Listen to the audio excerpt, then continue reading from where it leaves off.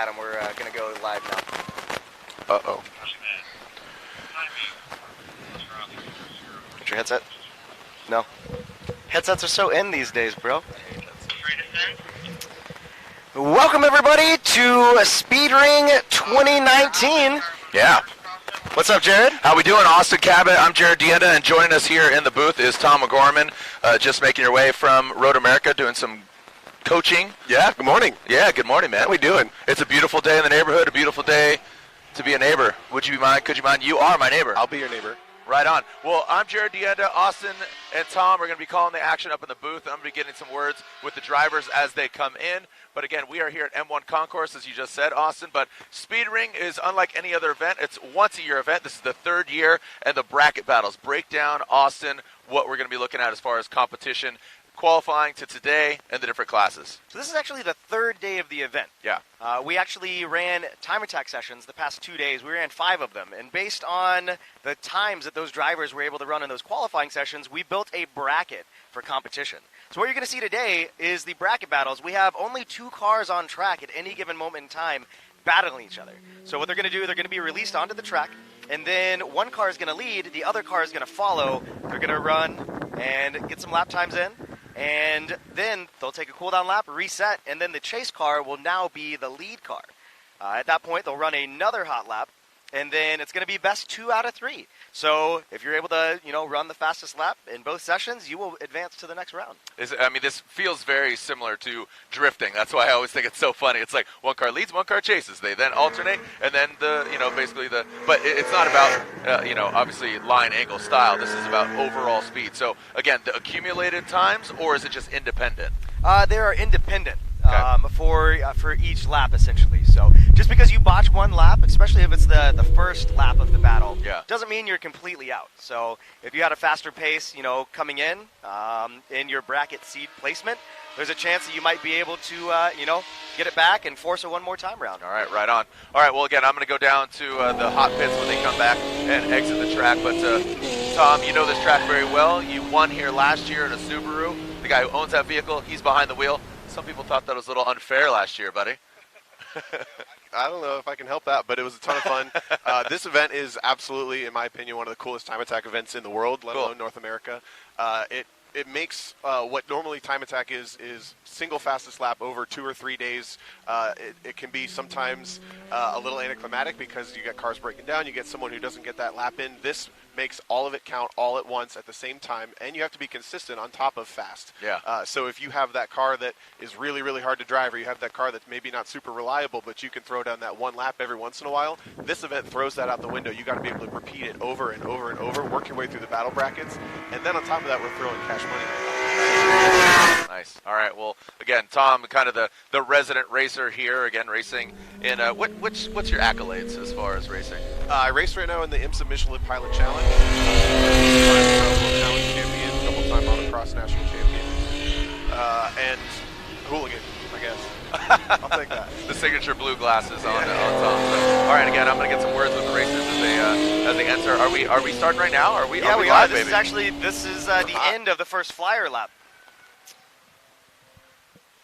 So currently right now on track, you have Austin Hurdle in that 370Z, that silver 370Z, car number 34. Then you have Taylor Steck out there in her blue 350Z, car number 440. So these two cars are battling. Austin Hurdle, though, was the top qualifying time with a 1:13.401, and Taylor Steck was in 16th for her seed position as well. So in the brackets, we did build a traditional bracket. So this first battle, you see the top qualifier versus somebody a little bit further down the list.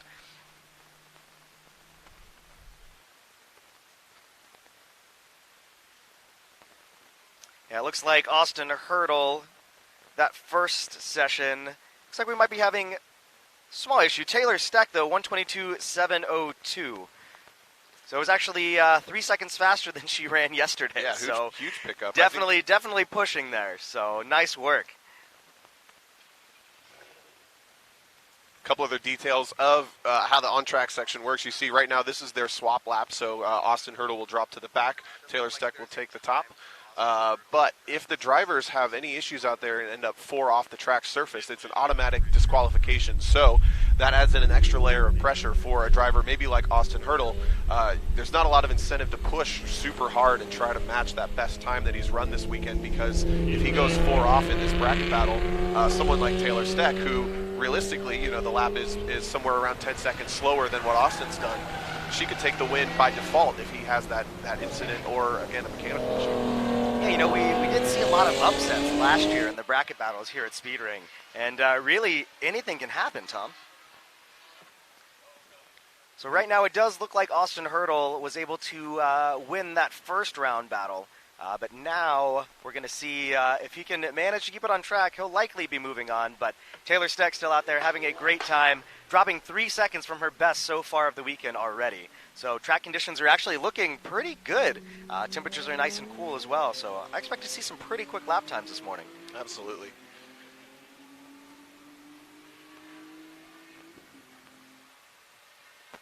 All right, so now if you notice, Austin Hurdle didn't really leave Taylor Steck too much space there, which hopefully won't come and bite him, but maybe it's part of, kind of his way of doing things, and he's going to try and pressure Taylor into something wrong and going off track. So there is a lot of strategy that kind of goes into this as well. That's one of my favorite things about this event and this whole battle bracket format that kind of came out of Speedring and has now kind of seeped its way into other time attack events with Grid Life and other events. It adds kind of that wheel-to-wheel feel to time attack, which is another thing that sometimes time attack you don't get a lot of context for how fast another car is versus each other. Even though they're in the same class, you get to really see right here as these guys are crossing. You saw how much faster Austin Hurdle was and kind of ran down Taylor Steck in that, and then they just come across the line with times. I was getting a little bit worried that Austin Hurdle may have ended up leaving a larger gap there, but they're coming out of the last corner, really got on the throttle, closed that gap up a lot. If it would have gained and Taylor would have been able to run a faster lap time, we would have had to swap them up again and go for a one more time battle. One more time, yeah. But the top qualifier so far in the street bracket, Austin Hurdle moves on to round 2. Looks like up next on deck, we're going to see Sam Bosnian out there in his 350Z up against Chris Kennelly in his Focus RS. So both of these guys actually qualified within 0.4 of a second of each other. So this should be actually a pretty good battle, Tom. Yeah, these guys seeds 8 and 9. We've got Nissan, don't have the car on screen, but versus a Focus RS. That's a 370Z and a Focus RS. And again, these guys dialed in 0.4 apart. This will be our big throwdown bracket of the morning so far, with these guys right on top of each other.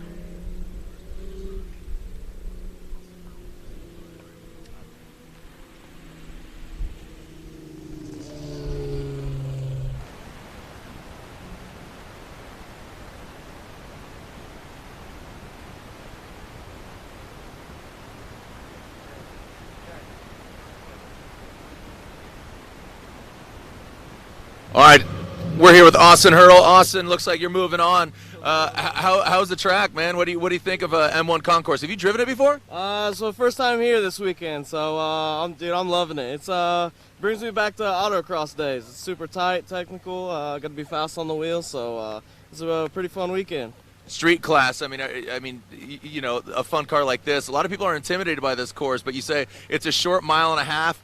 I mean, no room for mistakes. Right. Yeah. The walls are pretty close. There's not a lot of runoff. You dip a tire in the grass, you're pretty much in the wall. But he's not gonna worry about it. Just go out and have fun, and you just do your job. So. All right, Austin, you're moving on.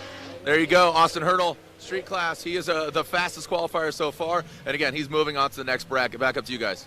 All right, thanks, Jared. Right now on track, we are looking at Sam Bosnian and Chris Kennelly. Chris in that Focus RS chasing, and Sam Bosnian leading off in that black Z car. So they will begin their flyer right now. There's Sam Bosnian in that black 350Z and Chris Kennelly in the Focus RS right behind him. So this one will be a very good battle. Only about 0.4 of a second separated these two drivers. Oh, look at that, though. Sam Bosnian getting a little bit of sideways. Hopefully didn't cost him too much time. that Focus RS is going to have the power down that back straight to be able to close that gap a little bit.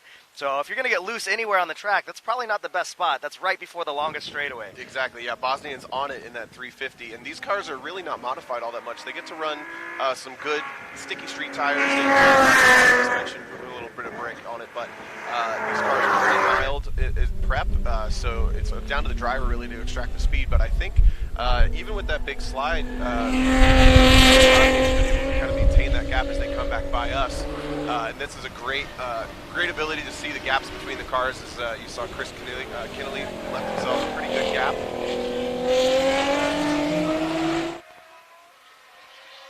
Power down, and this track really rewards different styles of cars around the lap. We'll talk about that a little bit in a second, but the times are in. Yep, Sam Bosnian 1:15.980, Chris Kinnelly 1:16.881. So that first part of the battle will go to Sam Bosnian, and they will swap spots. You can see right there, Chris Kinnelly going around Sam Bosnian, and they will reset and go for one more flyer. Both drivers setting personal bests on that lap as well. So we're seeing speed this morning as some of these lower seated drivers maybe still finding speed in their car every single lap. So there's a great look at the back straight, and you pointed out last time the Focus RS has the horsepower in this. This is where the power cars are going to come alive, and it's off of the slowest corner on this track, which really rewards not specifically all-wheel drive, but it rewards cars that put their power down really nicely. And you saw that 350Z struggled, even though that may not be a super powerful car, struggled to put that power down just a little bit. That last corner onto the start-finish straight is also really rewards a car that can put power down cleanly. But now we're looking at one of those higher momentum sections where the car like the 350 over the Focus RS with its handling and momentum abilities is going to be able to excel. So you kind of see these battles kind of fluctuate and accordion a little bit over the weekend. Really cool to put these cars on track at the same time, be able to see that live. And you know, that's one thing that's really interesting about this track as well. It doesn't seem to favor horsepower over handling like some tracks do. So we've seen a bunch of cars making multiple different amounts of horsepower, some of them being lighter than others though, and being able to make up for that horsepower deviation with the lighter weight and better handling. Sure, and I would definitely say that if anything, this track rewards, again, power down, which you would say sometimes is a higher horsepower trait, sometimes is an all-wheel drive trait, but it's not specifically that. And I think you're going to see, especially when we get into maybe the unlimited battle bracket, and you see James Houghton in the front-wheel drive unlimited Integra versus the Can-Jam all-wheel drive Subaru. Those cars put power down equally. They have high horsepower equally, and it's not down to the drivetrain anymore. It's down to how that car utilizes its abilities. Big sweeper at the end of the back straight. This is going to be mid-third gear. We'll see a lot of sideways action, dipping tires off of the exit of this corner, and then up over a big blind crest. You can't really tell that this is super uphill, but right where they land, right there, you got a big braking zone for one of the slower corners on the track.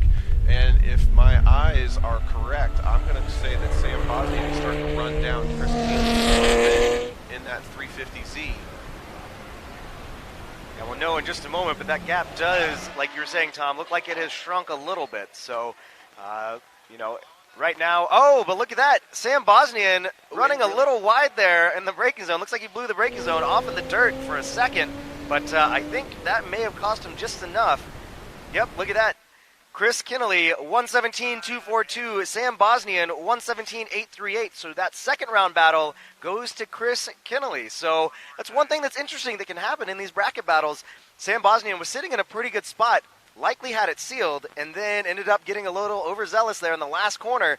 Looked like he blew that braking zone, and now it's going to force a one more time battle. And that's an aspect we don't see in Time Attack all the time, and that's what makes this event so great. You have to be repeatable in every single battle. You have to do it not just multiple times for each bracket, but you have to do it multiple times per battle against the other driver.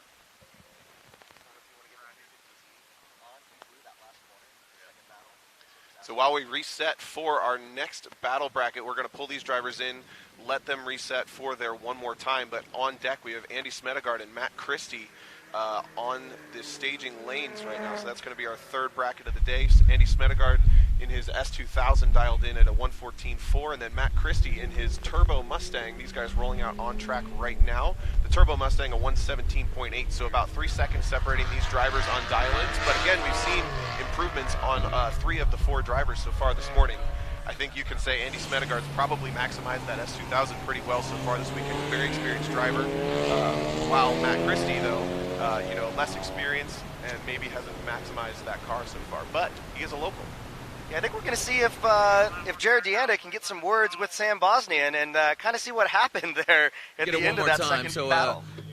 Because basically he smoked the corner there, and but we're going one more time. What do you think of the format here for the bracket battles, man? Amazing, beautiful. You liking it? So again, you'll get a quick little rest, and you'll go back at it again. You had the fastest lap, and then he had the fastest lap. I mean, the format overall, you're really liking it? I love it. I mean, I can do this every weekend. Well, you're doing it right now. Again, congratulations. You got it one more time. Pressure is on for these two vehicles. Back up to you guys. All right, on track right now, as Tom just said. That's Andy Smedegaard out there in that yellow S2000. It's actually K24 swapped. And then we also have Matt Christie out there. Yesterday, I mistakenly called that a GT350, which Matt told me this morning it is not. It is a Roush-built EcoBoost Mustang. So a little bit lighter, but Roush has been, putting a lot of effort into it, and Matt is out here campaigning it. So we'll see what these drivers can do. Andy was the 5th seed time for the street class with a 1:14.435, and Matt was the 12th with a 1:17.8. So right now, coming into this battle, Andy's got about a 3-second handicap there. But like we just saw, it's anyone's game. And check that out. Andy Smedegaard backs way up to Matt Christie on the start of the lap. You saw him getting a little loose just on the warm-up coming onto this stadium section kind of in front of us. But they're on their flyers now, both in the same frame, nice and tight to each other. So it's kind of a double left-hand sweep onto this this next straightaway. It's a bent braking zone, really, really hard on the brakes down to this slowest corner on the track. It's a big hairpin. You kind of swing out wide and really late apex that. You're going to see the back end step out all day long. Andy Smedegaard's one of the biggest showboaters out there. And power down the back straight. Andy's definitely starting to drive away from Matt just a little bit. But down into a big horseshoe sweep. Probably down just one gear. You see that later apex on the curbing as he sweeps through. Back end might step out one more time. Keeps it tidy this time, and then up over that Oh, black look crest. at that. Matt Christie off in the dirt. Unfortunately, that is a 4 off, meaning Matt Christie will forfeit his place in the bracket here. And look at that, raising his fist like he's going to be going into the pits, probably feeling a little defeated. Yep. But Adam Jabay there waving the checkered flag as Andy Smedegaard gets a little sideways. I don't even know if Andy knows what happened yet. But Probably not, but I mean, it can be over just that fast. so gutted for Matt Christie there. I know he's put a lot of work into that car. I think we're going to try and shoot down to Jared and see if we can get a couple words with him.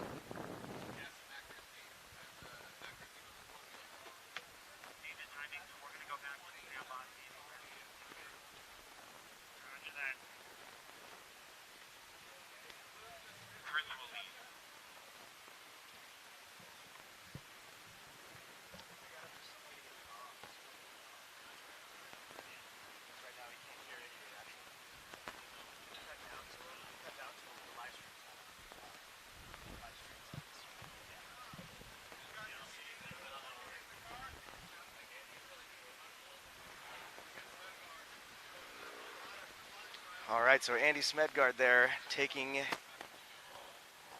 a lap in kind of hopes that he doesn't have to do another one. I think he did see the checkered flag, so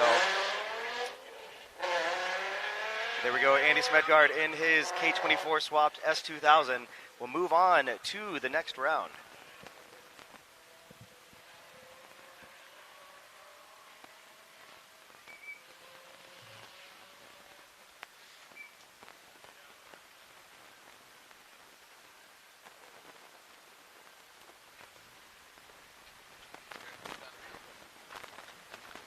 All right, rolling behind us here while we have a warm-up for Keneally and Bosnian. Andy Smedegaard in, pretty much a bye after a 4-off from Matt Christie. Jared Deanda's with him now.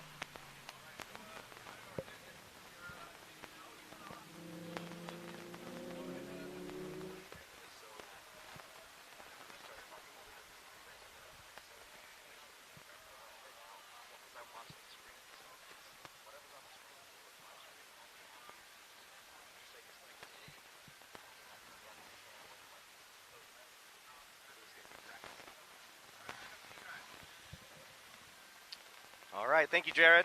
Right now, we are looking at the one more time battle of Sam Bosnian and Chris Kinnelly. Looks like Chris would have had the opportunity, Sam would have had the opportunity to choose if he wanted to chase or follow, lead or chase. And it looks like he has decided to chase, so might be a little bit more in a comfortable position there, especially knowing what the lap time difference is there a little bit. Some drivers like to have a little bit of a carrot. Yeah, exactly. You have something to chase, and you have a reference point so you know how you're doing. We saw both of these drivers improve on their dial-in times on that first battle, and Sam Bosnian is the faster of the two. But as we saw, a quick mistake can throw that away, especially when these guys are dialed in so closely. It's only 4/10 apart on dial-in. I think Sam Bosnian dropped into the high 115s from his dial-in of 116.6, and then Kinnelly dropped into the mid 116s from his dial-in at the 117 flat. So you're going to give the tip of the hat to Sam Bosnian on dial-in, but he was the one that made the mistake so far, so he may be on his heels just a little bit, where Chris Kinnelly, he's been consistent.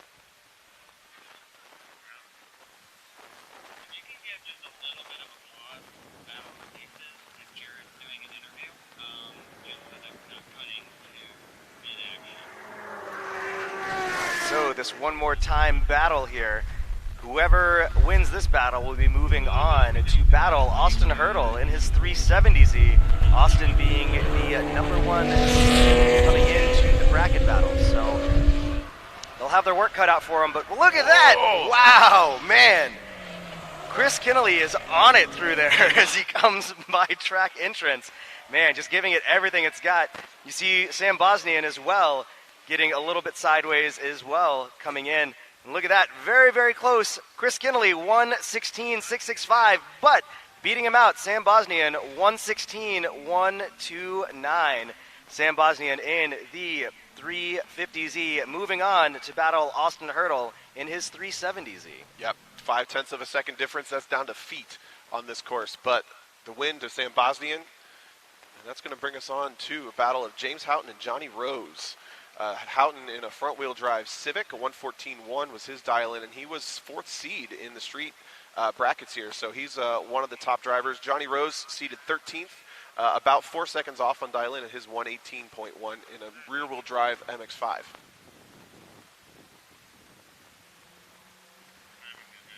All right, so if James Houghton can kind of get through this, it looks like he'll likely be battling Andy Smedgard. Those two drivers qualifying very, very close, 0.3 of a second from each other.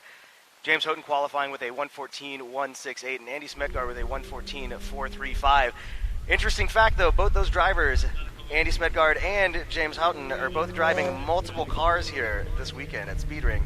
James Houghton is actually driving 3 different cars this weekend, 2 unlimited class cars, plus the street class EG that he's driving. That just gives you a ton of confidence and familiarity with the track, but on top of that, I ran into to Houghton and Smedegard this morning on the way in, and they're calling it already as the best battle of the day. So they're ready and ready to rearing to have it at each other in this street bracket. Even though both of them are driving unlimited cars, it sounds like they're both most excited about this one. All right, so Sam, congratulations, man. You said you're loving the format and just putting it together here. The one more time battle, you are moving on. Thank you very much. All right, man, a few words. There you go. Back up to you guys. Yeah, nice little bit of redemption there for Sam Bosnian. I know he was probably a little gutted when he ran wide there on that second battle, but Sam Bosnian will be moving on to the next round to battle Austin Hurdle. It'll be 350Z versus 370Z once again. Like that.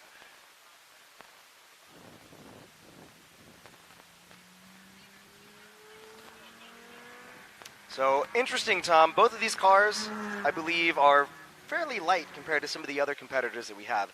Both of them handling very well. I think that EG Civic, though, is K-Swap, might have a little bit more power down the straights, but being front-wheel drive does put it at a slight disadvantage, although today, with today's technology, maybe not so much. Yeah, definitely. You get a driver like James Houghton who's dialed into front-wheel drive the way he is. You know how to maximize that, and with front-wheel drive cars, you really just have to get the rear end rotated, get the nose pointed towards the exit of the corner a little more quickly, and you can make every bit as much speed as a rear-wheel drive or an all-wheel drive cars. These guys are crossing the line, I believe, starting their first flying lap of this battle. Yep. So really, that gap really not that large there. Johnny Rose, obviously, in that Hawk Brakes NC Miata. Those cars are kind of a hidden gem right now. You can pick them up for not a whole lot of money. So really, you could replicate either one of these cars on track right now if you wanted to get out there and drive and not really have too much money into it. Absolutely. That's the coolest part about this street category. These cars really not modified all that much, and you say even the Civic is K-swapped, but you can do that for a couple $100 in your garage in a day almost at this point. So all of this stuff is really bolt-on. These cars could be driven to the track. I don't know that they were specifically, but there's the Watermelon Man himself flying up over the crest down into the stadium section where we're seated. You see that extra bit of pull-off where or that extra access road where he pulled off to open up that corner just a little bit.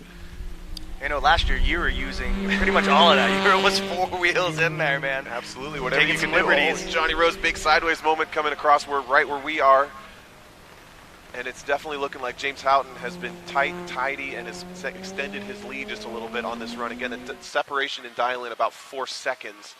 So you would expect Houghton to take the win pretty easily. He comes across, though, at a 116.8, which is much slower than his dial in. Johnny Rose, 118.6. So Houghton takes the win by 1.8 seconds, but he is over 2.5 seconds off of the fastest that car's gone this weekend. He might be taking it easy, but maybe just taking him a little bit to get up to speed, too. So there you go. You see Johnny Rose taking over the lead, and they will finish out this cool-down lap and go for another flyer, and we'll see who is moving on to the next round.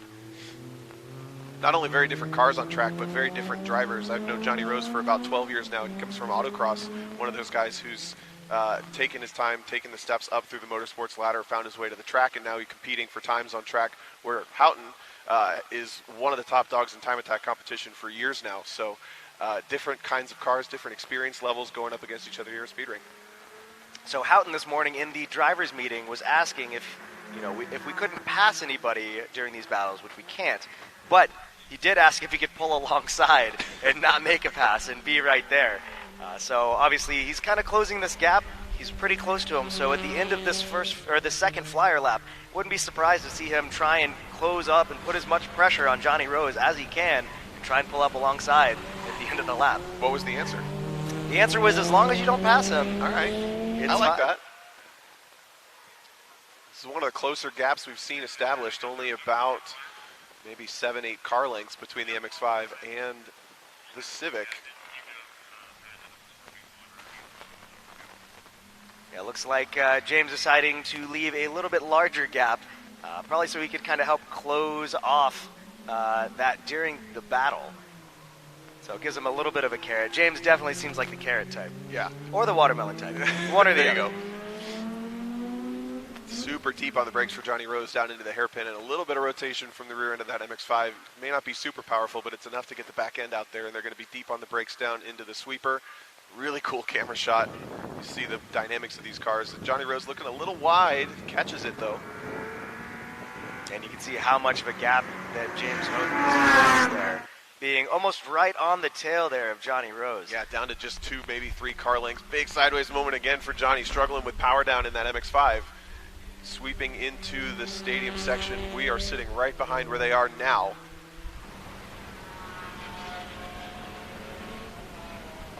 Deep on the brakes again. Johnny chucks it in, clips the apex. Houghton has certainly closed that gap enough to take the win again, but the times are going to be... Oh, and he does pull alongside, just there like we you go. said. All right, Johnny Rose, 118.080. James Houghton, though, 116.377, meaning James Houghton takes the win and will be going on to battle Andy Smedegaard. That should be a really good battle. Both of those drivers getting more seat time than just about anybody else here this weekend, driving multiple different cars. So it's going to be a really interesting one to watch for sure next round. Absolutely, but on deck we got Chris Newman and Chris Smith. Newman, your third seat at a 113.8. Chris Smith in his BMW 1 Series dialed in 14th at a 121.8. So these guys separated by about 7-8 seconds. Be looking for Chris Smith to close that gap down to Chris Newman.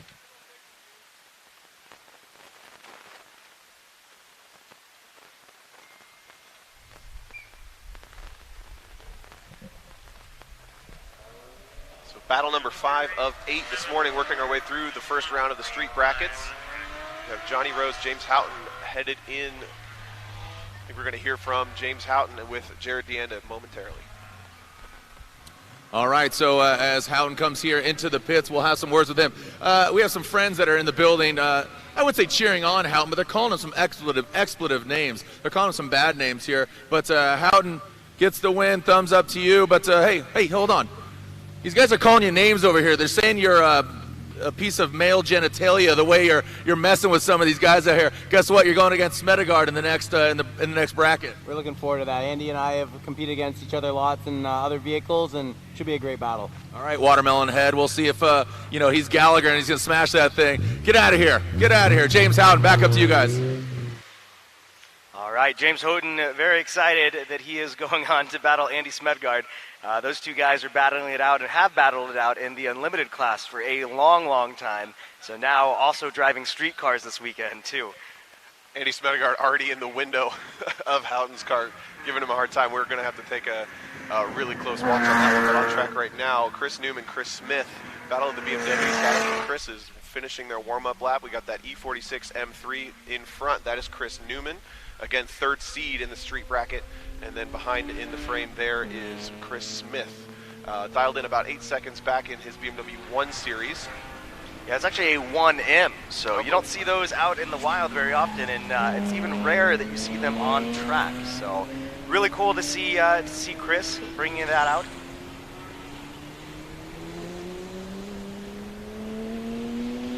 Newman taking no time, setting his gap nice and big. He's just going to put his head down and turn some clean laps, I think. Yeah, those E46 M3s, man, those are cars that, to me, are absolutely timeless. You know, it's Bangle designed. Bangle obviously being the designer for BMW during that era. And that's a car that's just aged very well. It's hard to believe that those cars, E46s, are almost 20 years old now. Yeah, absolutely. And we said he might just put his head down and turn some clean laps, but he had a big wiggle on the brakes coming into the hairpin there, so he's not taking his time. He knows that the top time established in the street bracket is about 4/10 faster by Austin Hurdle. So he may be using this bracket as an opportunity to try to find that extra bit of time, because if he does come down to heads up with Austin Hurdle, he's going to have to go a little bit faster than he's gone so far this weekend. Yeah, Chris looking nice and composed there, coming up here through the sweeper. Now, Tom, this corner, you know, the sweeper that he's coming through right now, what is that like to drive? I mean, you're loaded up on that left side of the car for quite a long time. Yeah, you're loaded up for a really long time because the corner before it's a right-hander as well, and you're kind of opening your hands up, but then it decreases back down. And cars don't really like to change directions once they're kind of set. There's that whole, pain in the butt physics thing. So it's a really tricky corner. It's really easy to run wide. You saw Chris Newman use all of that extra pavement, which is actually pit out. And there is a rule that's kind of an imaginary line established in the driver's meeting that the drivers aren't really supposed to cross. It's one of the most challenging corners. It's an easy place to just make a mistake and throw the lap away. Right. Now, Chris Newman running a 1:15.143, a little bit slower than his time yesterday, but Chris Smith was able to drop some time from his best of the weekend, about a second and a half or a little bit more, so very nice work to Chris. Unfortunately, that lap time was a 1:20.2, so still not quite fast enough to beat Chris Newman for the first part of that battle. But these drivers will reset, and we will get them on another flyer lap. Absolutely. Always good to set a PB in the brackets, even if it's not a win. And then, again, Chris Newman starting off a little slower than he's dialed in, but certainly going to be one of those drivers to watch in the top seeds of the bracket. Yeah, and from that drone shot there, you can see the full facility here at M1 Concourse.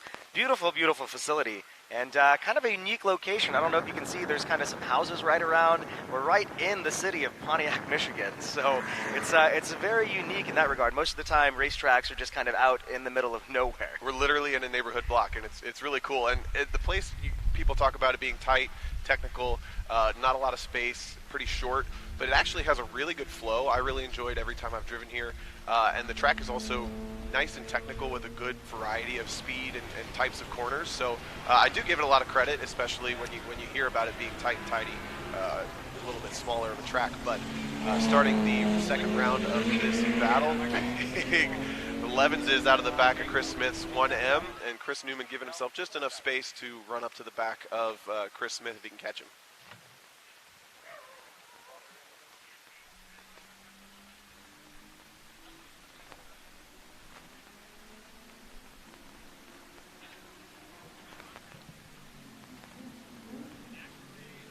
on the brakes for Chris Newman. He's already kind of caught up to the back of Chris Smith, so he'll just camp there for the rest of this battle.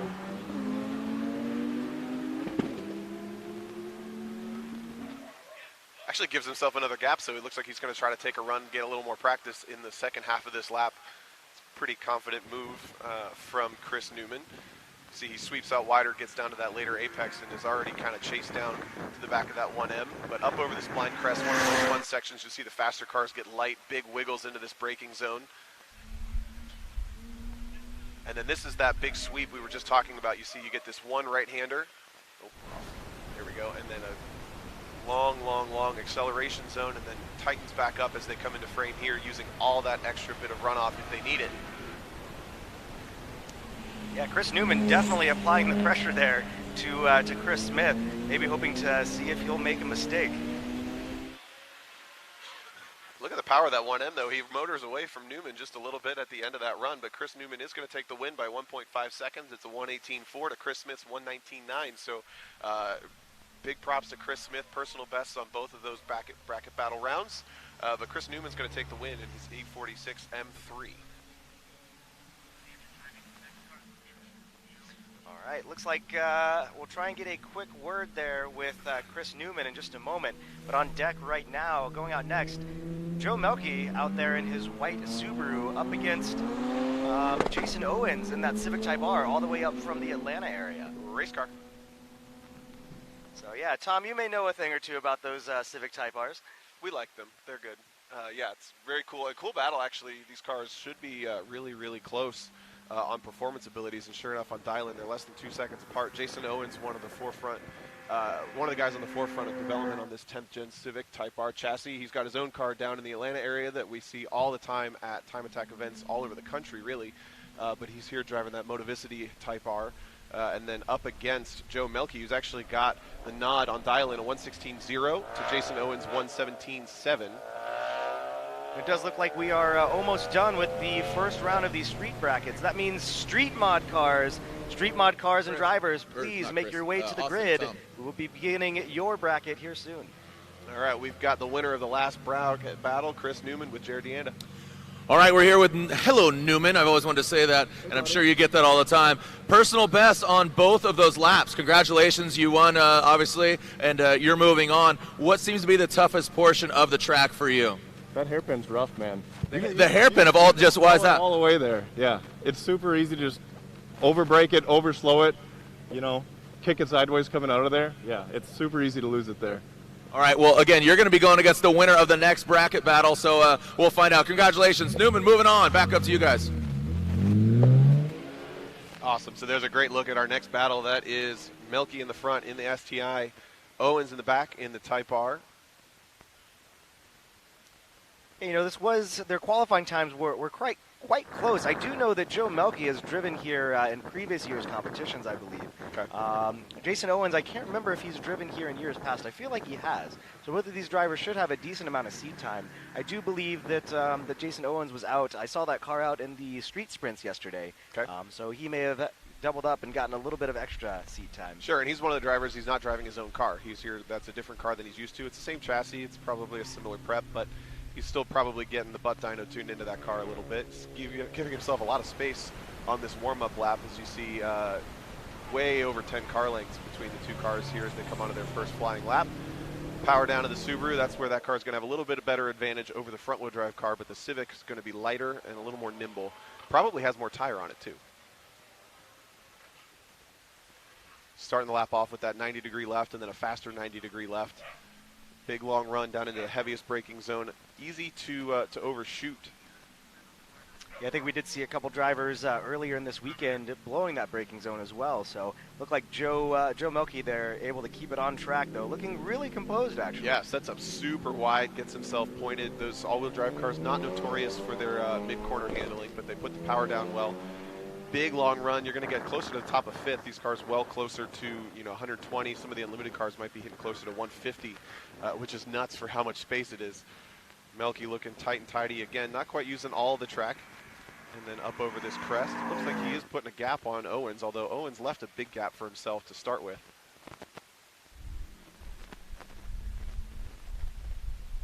You know, it's kind of interesting. At the time that the Subaru WRX STI came out, it was kind of the top level of the performance compact market. And now that the Civic Type R is out, it's kind of at the top. There's not a whole lot of all-wheel drive options out there anymore. Lots of hype around the Civic Type R. I got to drive one recently and was actually quite impressed. So we'll see what these lap times are, though. Yeah, absolutely. One of the best front-wheel drive chassis of all time, I'm going to call it now. But Joe Melky comes across 1:16.4, Jason Owens 1:17.6. So the win for Joe Melky by 1.1 seconds as Jason Owens actually sets PB on that run. So Owens still dialing that car in. We could see him upset Melky in this next round. God, it's crazy. From that shot there, the Civic Type R looks so much bigger than that Subaru WRX STI does. It's a big car. It's wide. That's the thing. It's a wide car. You can bolt 285s on that thing without even flaring the fenders. Really? And it just takes a bunch of tire. It's not super heavy, though. Only about 2850 when you put a driver in there, so about 3,000 pounds. Yeah, those cars, it's amazing what Honda has done with those Civic Type Rs. And for this type of competition, for a time attack competition, wanting to have a dual-purpose car that you drive on the street as well as compete in, I think it's actually a really, really good option. All of these street cars really are. That's the coolest thing about it. You see street here and then street mod coming up next. These cars are totally usable on the street. Whether or not these guys are trailering them or not, that's a different story. But Joe Melky keeping the battle tight here. He may know that this is pretty close and try to keep the pressure on Jason Owens. You see that bright orange helmet of Owens keeping the pace low and slow here on the crossover lap. There we go as they come into the final part of the track, beginning their flyer. And that time starts right where those yellow cones are, so they're on their flyers now. Big rotation from the Civic into the first left-hander, but Melky's right on there, going to try to keep the pressure on. These guys track out all the way to the exit curbing. Down to the hairpin. You'll see the nosedive right about there. Sets up super wide. Front-wheel drive car, get on the power just a little bit early, start pulling the nose around. Traction limited a little bit compared to the Subaru. You see the Subaru closes the gap, but the power probably goes to the Civic here. Yeah, those Civics can make it. Oh, we got a mechanical, I think. Melky, yeah, he slowed. Not quite sure what's going on there. Oh, there we go. He's got the hazards on. Looks like he may have some sort of mechanical issue. First mechanical issue of the day steps in. So we've seen 1-4 off in a DQ. We've seen one mechanical issue. It looks like he may either be stuck in a gear or have no gear. He's rolling slow, but that's going to kind of default the win to Jason Owens. We do have a kind of mechanical policy. If you can get your car fixed, you do the one-time buy or the one more time round. But Jason Owens going to default to the win here. Dab of the brakes, gets the rotation. Probably doesn't even realize that Melky's not back there anymore. So what is interesting, just thinking about through it in my head right now, potentially if Joe Melky goes around and finishes out this lap, he could force a one more time battle. Exactly. He really could. If he finishes this, then he gets the opportunity to make sure that the car is working properly. It looks like he's limping it in. But if he does exit the track here, it will be considered as 4 off. There we go. Joe Melky coming in. A little bit of a mechanical issue. Maybe we'll see if we can grab a couple words with him, see what's going on with the car. Sure. We'll have to get clarification on how that works because last year there was a car that was towed in and they still got the opportunity to go for that one more time. Jared Deanna's with him now.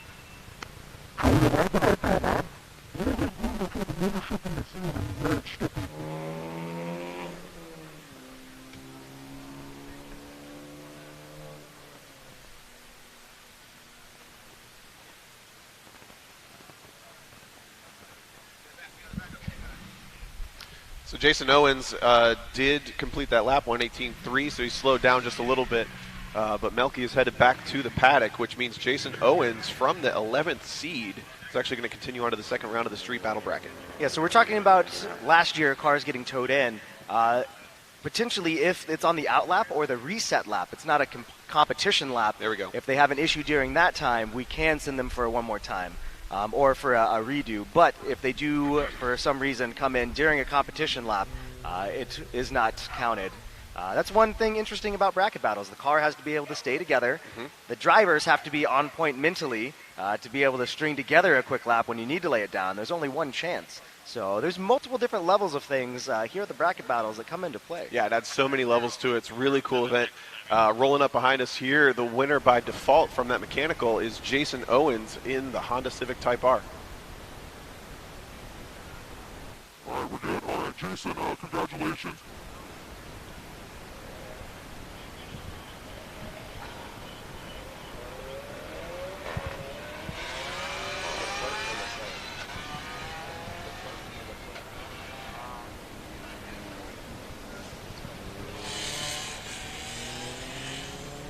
Here we go. Jason Owens rolls on, and next battle is on track. One of the cooler mixes of cars. We're going to see an Alfa Romeo 4C of Anthony Leclerc, and then Armin von Czarnowski in another NC MX-5. And there's a good look at the cars. Look how wide that 4C is, man. Like, they're real short wheelbase, but very, very wide platforms. Yeah, and you come to appreciate how small it. I mean, it's tiny. It makes the MX-5. I mean, it's the same size basically. It's a little wider, but. Very different cars, although these cars have similar performance envelopes here in the street category. Anthony Leclerc dialed in at a 116 flat. Von Czarnowski in the MX-5 about 1.7 seconds off of that, 117.7. Still within 2 seconds, about the same gap as the last battle, so anything can happen here. And both of these cars are very similar in weight. Probably somewhat similar in horsepower. I think the 4C probably has a little bit more. I think they're around 235 horse or so. Yep. But both of them around 2,500 pounds, and both of them really good options. Two very different price points. I was going to say very different price points and very different approaches. You got the NC MX-5 is kind of that raw driving experience. You get the 6-speed, you get no frills. The Alpha 4C, carbon tub, paddle shift, way more tech in that car. But again, down to the similar performance envelopes. And check this out. Von Czarnowski is all over the back of Leclerc, trying to put the pressure onto the first flyer here. He knows he's the slower car theoretically, but he's going to try to make Leclerc make a mistake. Alpha into the first corner, MX-5 right on his tail. He's not going anywhere. Look at him. He's putting the pressure on, using a little more track, keeping that momentum up. The MX-5 going to lose down the straights, and he knows that. Deep on the brakes, going to close that back bracket up. Ooh, both of them wide. Mid-engined Alpha puts the power down a little bit better, and watch this gap just extend. You're going to see Von Czarnowski takes a sip of his coffee as the Alpha kind of just muscles its way away from him. Really not as large of a gap as I thought there was going to be going down that back straight. Yeah, kind of doubled, maybe with car width at the start and down to 3 or 4. Czarnowski going to try to close this back up if he can. Yeah, we've got a very technical second part of the track here near the end. So it's really, I don't know, he might be able to close it up. He might. He's working on it. We're coming back behind us, and that battle is definitely tightening up just a bit. No more horsepower sections left. You got one big dig coming up, which that Alpha's going to like. The mid-engine car puts the power down nice. Leclerc keeps it tidy, and sure enough, he's going to maintain a bigger gap than they started with, so the win goes to Leclerc. The times are 1:16.4, almost a personal best for Anthony Leclerc, and Armin von Czarnowski 18.7. So it was a great idea. I love the approach. Put the pressure on, try to make the other driver make a mistake, make him think you're serious business there, but Armin von Czarnowski takes the L, 2.2 seconds advantage to Leclerc going into the second battle. And Simone Eid, in your Miata, this is your call to grid. Your session is about to begin with Josh Hauke. You need to be there or else you have no chance of moving on. Simone Eid, please report to the track. Your session battle is beginning right now.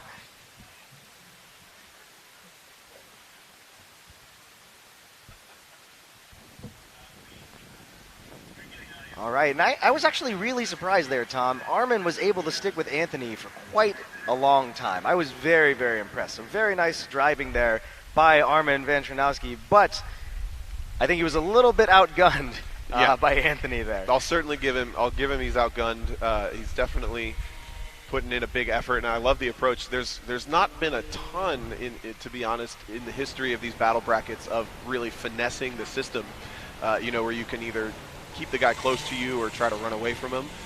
So I always love seeing someone give it a shot. As you see, he's actually kept the pace up pretty good on this lap and gave himself a big gap, which is actually just going to hurt him because Leclerc has somewhere to go. I think if you're in the slower car, you try to back the guy up and give him nowhere to go. That's just me. But we're going to see this second battle bracket.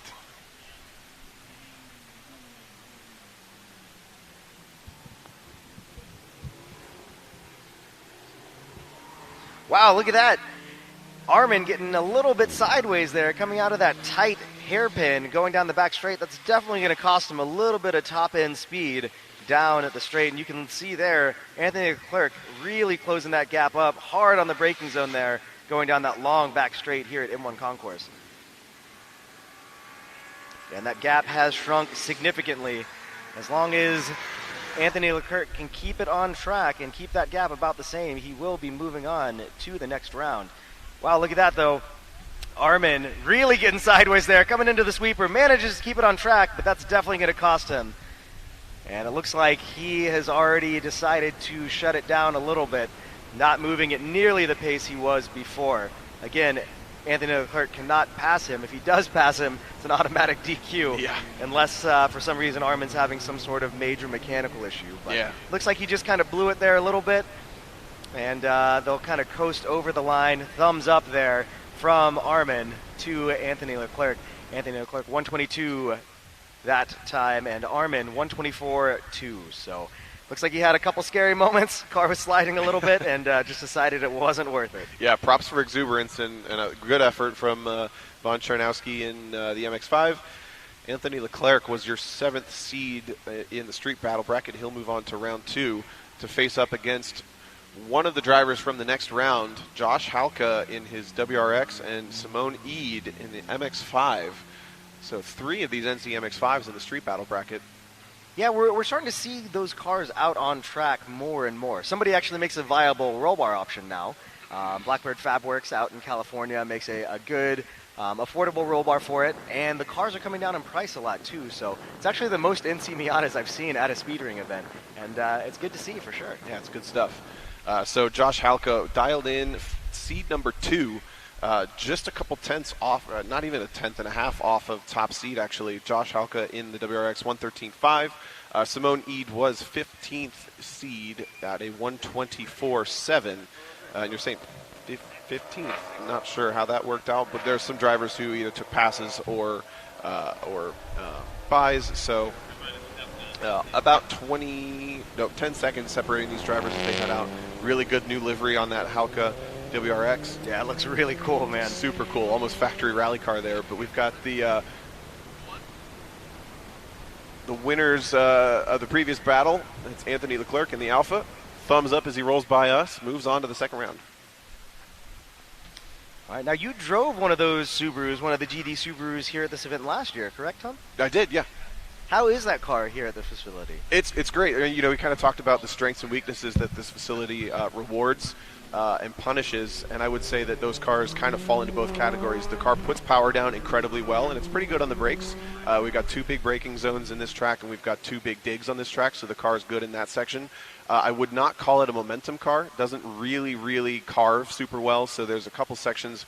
This big sweeper they're coming into on the warm-up lap is one of them, and then the stadium section we've talked about right behind us in the broadcast booth is another one.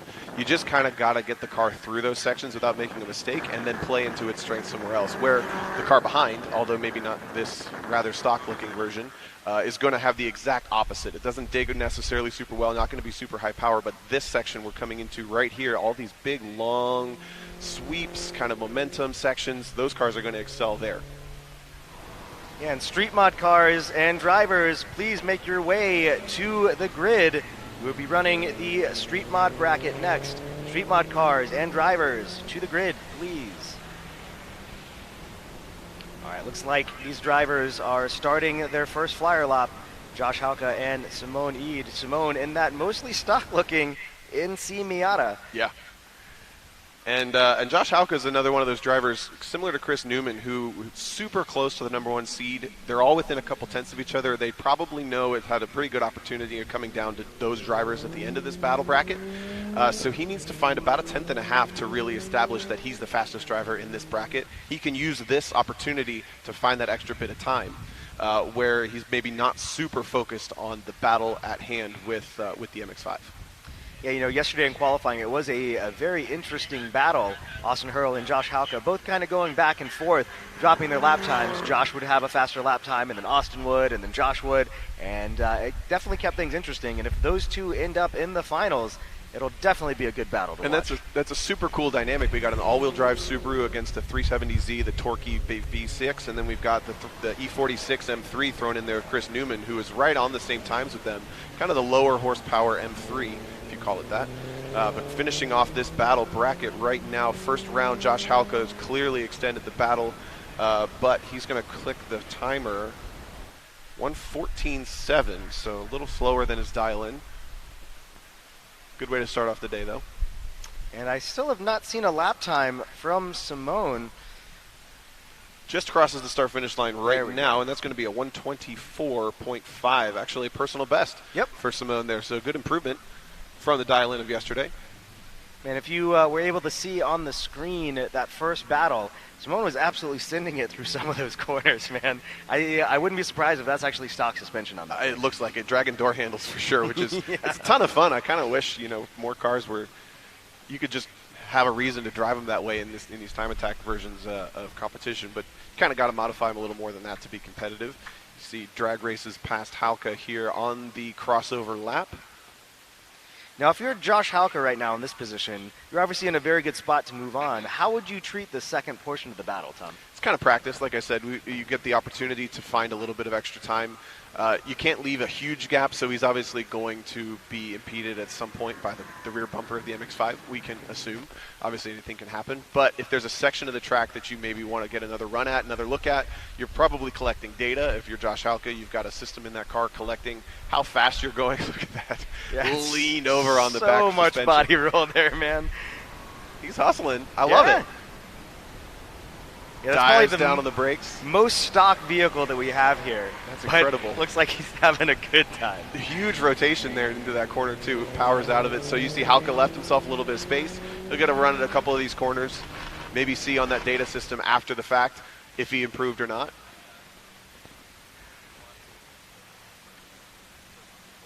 Yeah, so there you go. You see Simone Eid in that NC Miata with all of the body roll, but definitely looks like a fun time. I don't know. It looks fun to me, Tom. I want to be him right now. Look at the car leaned over on the rear suspension, puts the power down really nicely, dipping a tire off the exit. No harm there.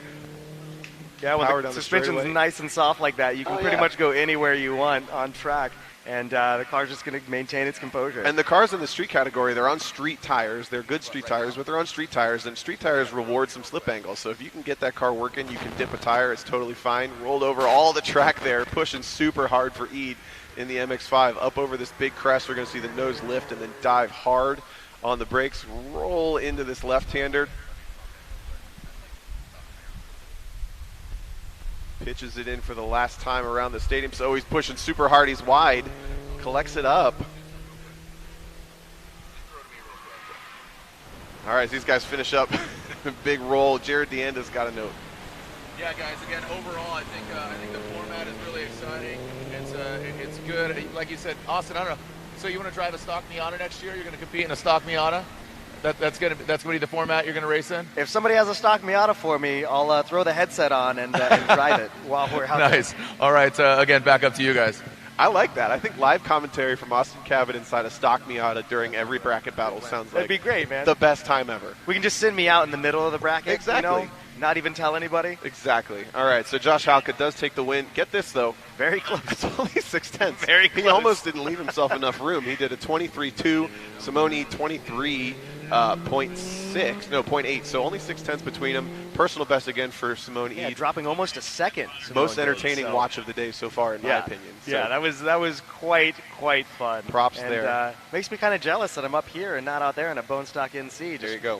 wheeling it, man. I think that's the future of broadcasting. You and a Miata rolling around the track. I'm digging it. So there's a good look at our second round of bracket battles. Austin Hurdle, Sam Bosnian will go up against each other. And then the self-proclaimed battle of the day, Andy Smedegaard, James Houghton. These guys both stoked for that one. Chris Newman, Jason Owens. Jason Owens kind of the upset through into the second round. And then Anthony Leclerc and Josh Halka. Not a ton of surprises there, but what are you excited to see, Austin? I'm really looking forward to that battle between Andy Smedegaard and James Houghton. They were giving each other a bunch of crap yesterday, and I think it's just going to continue today, and we'll finally be able to crown a winner between them. All right, Jared's with Simone and Josh. Simone, great job out there. First question, why were you late to your car? Were you using the bathroom? No, I was watching Armin run. We kind of build our Miatas together, so I was just distracted by him. Well, really close. You're only a few tenths off of that hot rod back there, and but unfortunately you're not moving on. But the format overall, a blast? So much fun, man. So much fun. It's a great place to come. Speedring has been awesome, just not only to come as a newer driver, you know, learning everything. You got the new drivers, and you got these $1 million trucks sitting next to you that they know everything you got it to ask. So it's absolutely wonderful, you know. Got the open face helmet. The top is dropped. So, but yeah, a good time overall. And then we got Halka over here. We're gonna have some words with Halka. He moves on, but Halka, good job. But man, a stock Miata almost took you out. He was only a few tenths off you, bro. Austin's up there ready to pilot a Miata against this full-on hot rod. He was really wheeling it every corner. It was leaning on edge. I was scared. He almost got taken. He's in sweatpants, a T-shirt, open face helmet. You're fully raced out, man. Come on, you got to bring it. You're going against Leclerc and the Alfa Romeo in the next bracket. In my defense, this suit's a rental, so I'm not that good. Okay, all right, my defense. Well, keep it up. All right, no, just regardless, the smile on his face says it all. And again, Austin, I'd love to see you behind the wheel of that Miata next speed ring. Back up to you guys. Awesome. Curious, actually, they just handed a ton of zip ties to Josh Halka through his window. I wonder if something's deteriorating in that car. But as we reset for the street mod battle bracket, I should say, it looks like we might have a hardship lap from the James Houghton Unlimited Evo. Yeah, it's the new Northern Speed Evo. I think they built that car relatively recently. Having a couple issues with it yesterday. James unable at the end of the day. He got it out a little too late to run an actual flyer in it. So I think he just wanted to go out, test it, make sure everything is good with the car. He will go out and do an out and in. That car looks absolutely ridiculous. We do have a couple battles here that'll be up in Street Mod next. Looks like we're going to see potentially Fiona Liu versus Jackie Ding, but Jackie Ding's car is no longer in the facility at the moment. And Fiona Liu actually blew a rear differential in her Pikachu S2000 yesterday. So that battle may not be going on, both drivers kind of forfeiting, which would send whoever is in this next battle between Sally McNulty and Cecil Begay to the, I guess, potentially 2 rounds down up against Sean Kresbach. So that'll be interesting to see how that kind of shakes out. Yeah, first bracket that we've seen this morning with some buys. The top 3 drivers, Sean Kresbach, Eric Dewey DeWitt, and Alex Moss, your top 3 seeds, they're all continuing on to the second round by default. And that bracket you hear behind us looks like Sally McNulty taking to the track with Eric DeWitt. Yeah, I think they're just getting some hardship laps in right now. Oh, So gotcha. this isn't the actual competition. We did it right before the street brackets as well. Any of those competitors could go out there and kind of get their feet wet and see how everything is. And now we'll do the same thing here for a couple minutes with street mod. And then we did see James Houghton out there. You can kind of see him back behind the bracket here in that Northern Speed Racing Evo. That thing looks absolutely ridiculous. Look at that arrow on the front end of that thing, man. Nuts. And that's a storyline we can talk about for later. James Houghton's in the Unlimited bracket twice. Yeah. So he's running his Integra Type R that he's campaigned for many, many years, and now also behind the wheel of this Northern Speed Racing Mitsubishi Evo as well. So unlimited all-wheel drive and unlimited front-wheel drive. So plus he is advancing to that next round in the street bracket in that EG Civic that he's driving as well. So lots and lots of seat time. We'll see James Houghton on track a lot today. Yeah, and based on the way the bracket's set up, he could theoretically be up against himself at the end of the Unlimited it could be bracket. the Evo that he's driving up against his Integra. Yeah, so that's it's pretty cool. Yeah, at that point, does he get to pick which one? I don't know. Or do they just give him the money? All right, everyone, go home now. Houghton's won it all. So there's a couple other hardship laps. Good look at the Sally McNulty STI, and then Eric Dewey DeWitt in the monstrous new street mod. Yeah, that's Boogeyman. So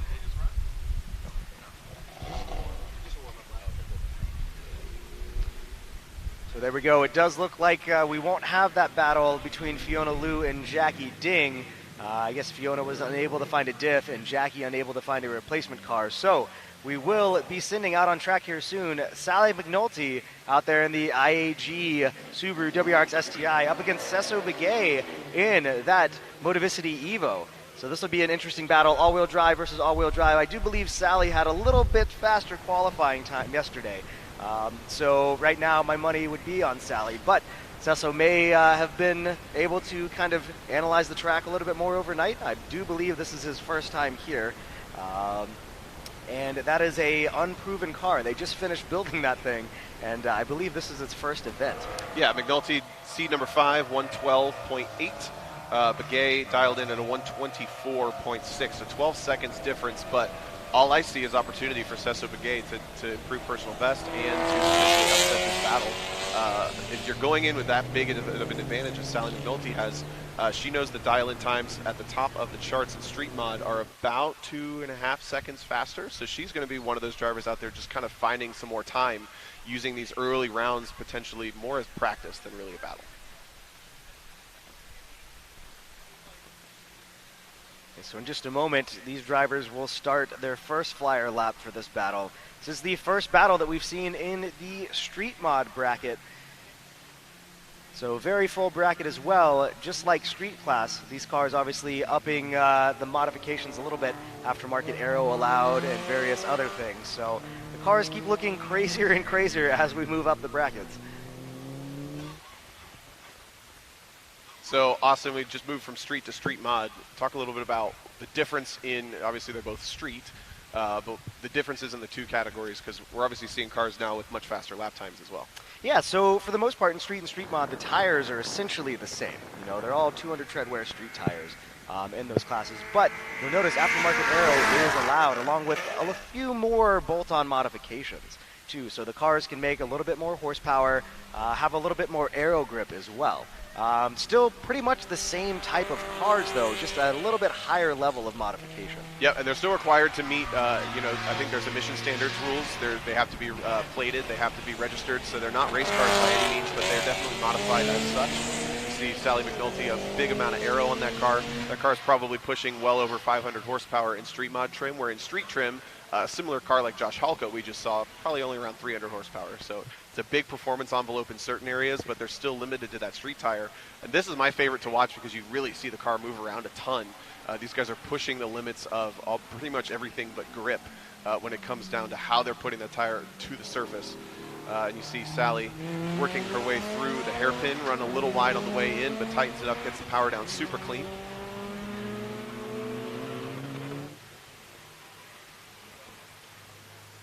Big stretch, probably closing in on 130, 135 miles an hour down the back straight once you got that much power. Really late apex there, puts the power down. You see it scrabbling for grip even with the all-wheel drive as she comes up over the crest down into the left-hand hook.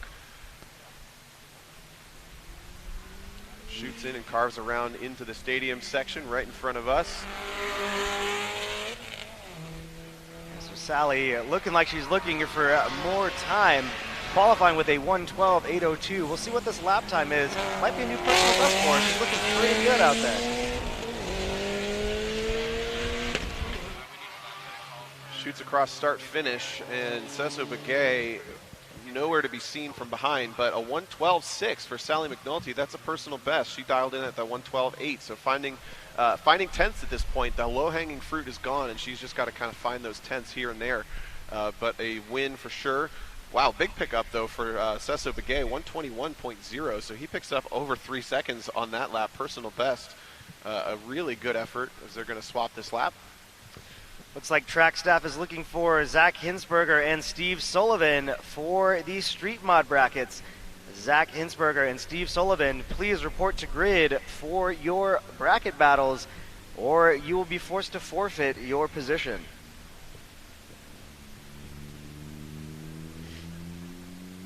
McNulty pulled over to the side of the back straight. This is where the drivers swap roles. And if you're just joining us, this is Speed Ring Bracket Battles. These guys are best 2 out of 3 on laps here. We're set a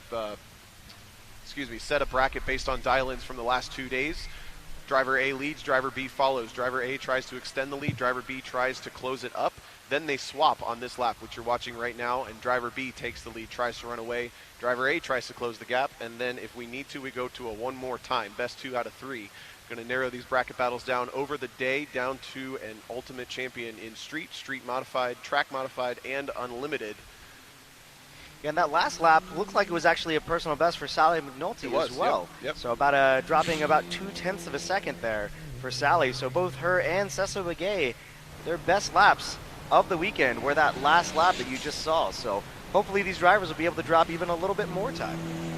That Motivicity Evo looks really good. I like the livery on that. It does. That livery does look pretty awesome. And guess what, Tom? You got a blue rear bumper, kind of like your blue front bumpers. I do like blue bumpers. That's a good thing. Sally McNulty leaving a huge gap, so this is definitely a driver taking this this battle as a practice. You know, wants to make sure that she can get in a good lap without being impeded by the other driver, but got to be careful about leaving it too much. Deep on the brakes for Begay down into the hairpin. Rocketing down the back straight there. I do think that Evo's making a decent amount of horsepower. I feel like I saw a dyno graph from it. Sure looks like it. Got up and went pretty good there, but McNulty coming into frame really quickly up over that crest down the back straight into the big sweep. And this is where we saw Matt Christie go off, so this is kind of a high-risk spot. You can also go 4 off on the exit if you're not paying attention. There was a number of drivers last year that loved that little gravel trap just on the other side of the curb, but Begay catches some curb into the stadium section here in front of us, carves down in, misses the apex, runs a little bit wide. He's pushing hard, then puts the power down. McNulty now on the back bumper, more or less, of Begay. Ooh, pushing really hard. Look how wide he goes. Yeah, that was using all the pavement there. Yeah, I think he's definitely feeling the pressure from Sally being right there. Yeah, he's got to be driving his mirrors just a little bit, and that's the thing you don't really have in Time Attack other than here at Speed Ring and anywhere we do these bracket battles. But McNulty taking the win, 114.9. Begay, 121.8. So he continues to kind of run that new personal best pace, but the win's going to go to Sally McNulty. All right, track mod competitors, please make your way to the grid. Your bracket is next. Track mod competitors, please make your way to the grid. Also, final call for Zach Hinsberger and Steve Sullivan. If you're not in grid, please get there.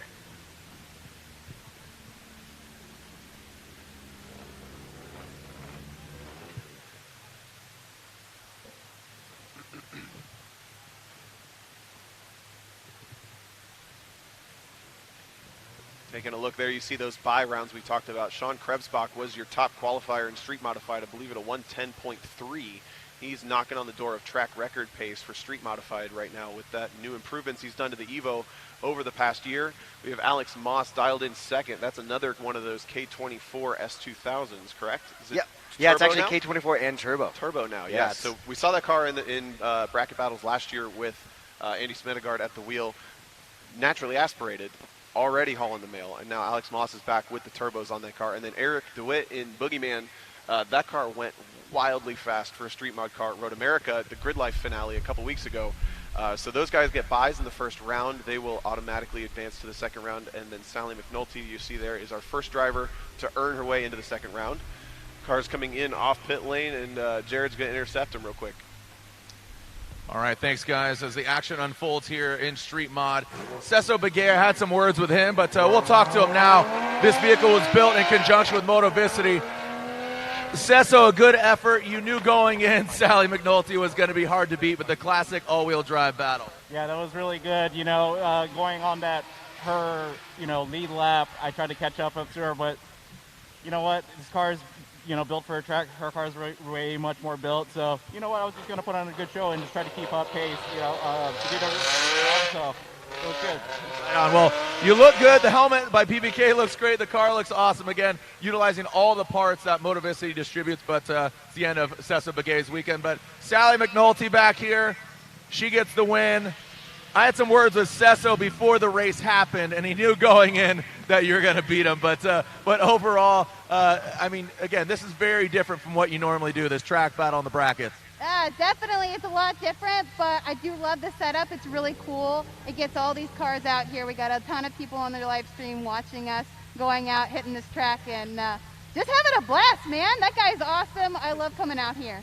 Awesome. Love the positivity. Again, congratulations. You're moving on.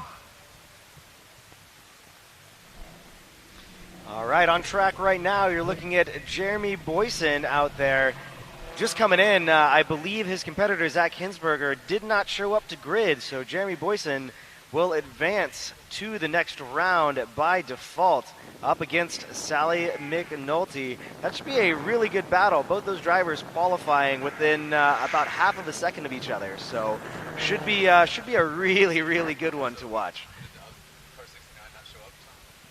Yeah, and I think we're looking at Mike Amick on the same situation. We've got a couple of buys as to cars not showing up to grid, so these guys basically just going out, taking the opportunity to see the track this morning, maybe get the cars warmed up just a little bit. So Jeremy Boyson and Mike Amick, we haven't heard officially, but I'm going to say I think those guys just got buys. And those cars, like you said, going to be quick. Both of those cars dialing in right around the 112s. An opportunity to improve with Mike Amick actually driving the defending championship car in Street Mod Battle Brackets. Yeah, who was driving that car last year, Tom? Some guy. Some guy. We don't need to talk about that. No, so that's actually the car that Tom O'Gorman up here announcing with us drove last year to the Street Mod win. So that car is the reigning championship car, and Mike Amick right now sitting in a pretty decent spot coming in. Still needing to drop a little bit of time, but still a very, very competitive car and driver. All right. Sorry, real quick, we're going to call track mod to grid. We're moving quickly through the street mod brackets because of some no-shows in grid, but we are going to see one more street mod bracket battle, and that's going to be Shylin Wu and Darby Barber, which is going to be really good because these guys dialed in real close to each other, about 1.2 seconds apart over the past 2 days. Darby Barber in that forced induction NB Miata, some really cool graphics, some really cool aero on that car. Dialed in a 114.5, and then Shylin Wu in the V6. Is it turbocharged? I believe it's turboed. Or supercharged? I can't quite remember. It's a whooshy Mustang. It does have a Garrett sticker on it, so I'm assuming it's got a turbo. All right, so Shylin Wu dialing in 113.2. Again, 1.2 seconds separating these people. And Darby Barber was one of the most exciting battles last year up against Jackie Ding.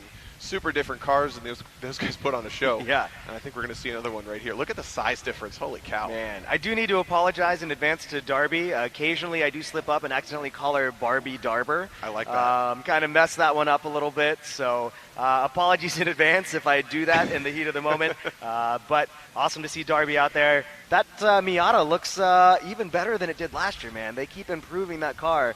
And then Shylin with that Mustang, they keep doing stuff to that too, man. It's really cool to see the same competitors back year after year. And I love these are both kind of garage cars. They're not super pro shop built cars. These cars are developed over the past couple seasons, getting faster and faster. I had the opportunity to drive that Miata at Grid Life Midwest. It's really good. And then I haven't had the chance to drive this Mustang, but we see it out all the time. We see a lot of new front aero on that car that we haven't seen in the past. But Shylin wheels it. You see he's kicking the back end out, getting the tires warmed up. And just a huge size difference in these cars. But ultimately, performance envelope, they're within 1.5 seconds of each other. And these drivers both with opportunity to improve, I think, on performance of the car. These guys still getting dialed in. And we saw, as I said last year, Darby was in one of the most exciting battles. She picked up personal bests both rounds against Jackie Ding last year. These guys are going to put on a show, I think. Yeah, this one will be a very good battle. Whoever wins this will move on to battle Michael Amick in that blue WRX STI hatch that we just saw, taking a quick peek at the track. So actually, these guys are going to go up against Alex Moss. Amick will go up against Dewey, I think, based on the way the buys work. Yeah, I need to pull up the bracket real quick. Let's see. This is above our reading level, but we do have cars. We got Shylin and Darby warming up here, and then track mod cars once again. We hustled through this street mod grid real quick, so track mod drivers, we need you in grid ASAP. That's right, Tom, you are correct. Whoever wins this one will be going up against Alex Moss in that K24 swapped turbocharged S2000. What do I win? I'm the one that built the sheet too, and I didn't even see it. No worries. All right, My drivers bad. behind us here. Shailin Wu taking the lead in the Turbo Mustang, and then we got the Turbo Miata right behind. Coming around the final corner on the warm-up lap, sets up nice and wide, puts the power down clean. Nice gap between these guys. We'll be able to see that fluctuate through this lap. I think if I had to guess, the Mustang's the heavier, more powerful car. But that Miata is no slouch, pushing, I believe, close to 300 horsepower. And I did hear yesterday that Darby was having a couple issues with the transmission, not quite wanting to go into gear, or she'd select a gear and it wouldn't be in that gear, it'd be in a different one. So hopefully they were able to sort that out overnight, and she might be able to drop even a little bit more time. Super clean exit on the hairpin for Shailin. He looks like he's already accelerating away from Darby pretty clearly. Taps the brakes, sets the pads down into the next sweeper, sparks off the front splitter. Love that. Darby deep on the brakes as well. Shailin pushing really wide, though, in deep. Gathers it up and coming up over this crest. Beautiful drone shot right there. Car gets super light. You dive on the brakes the moment it lands. Try to open this left-hander up. Shailin coming back in front of us. There's some rotation from the back end.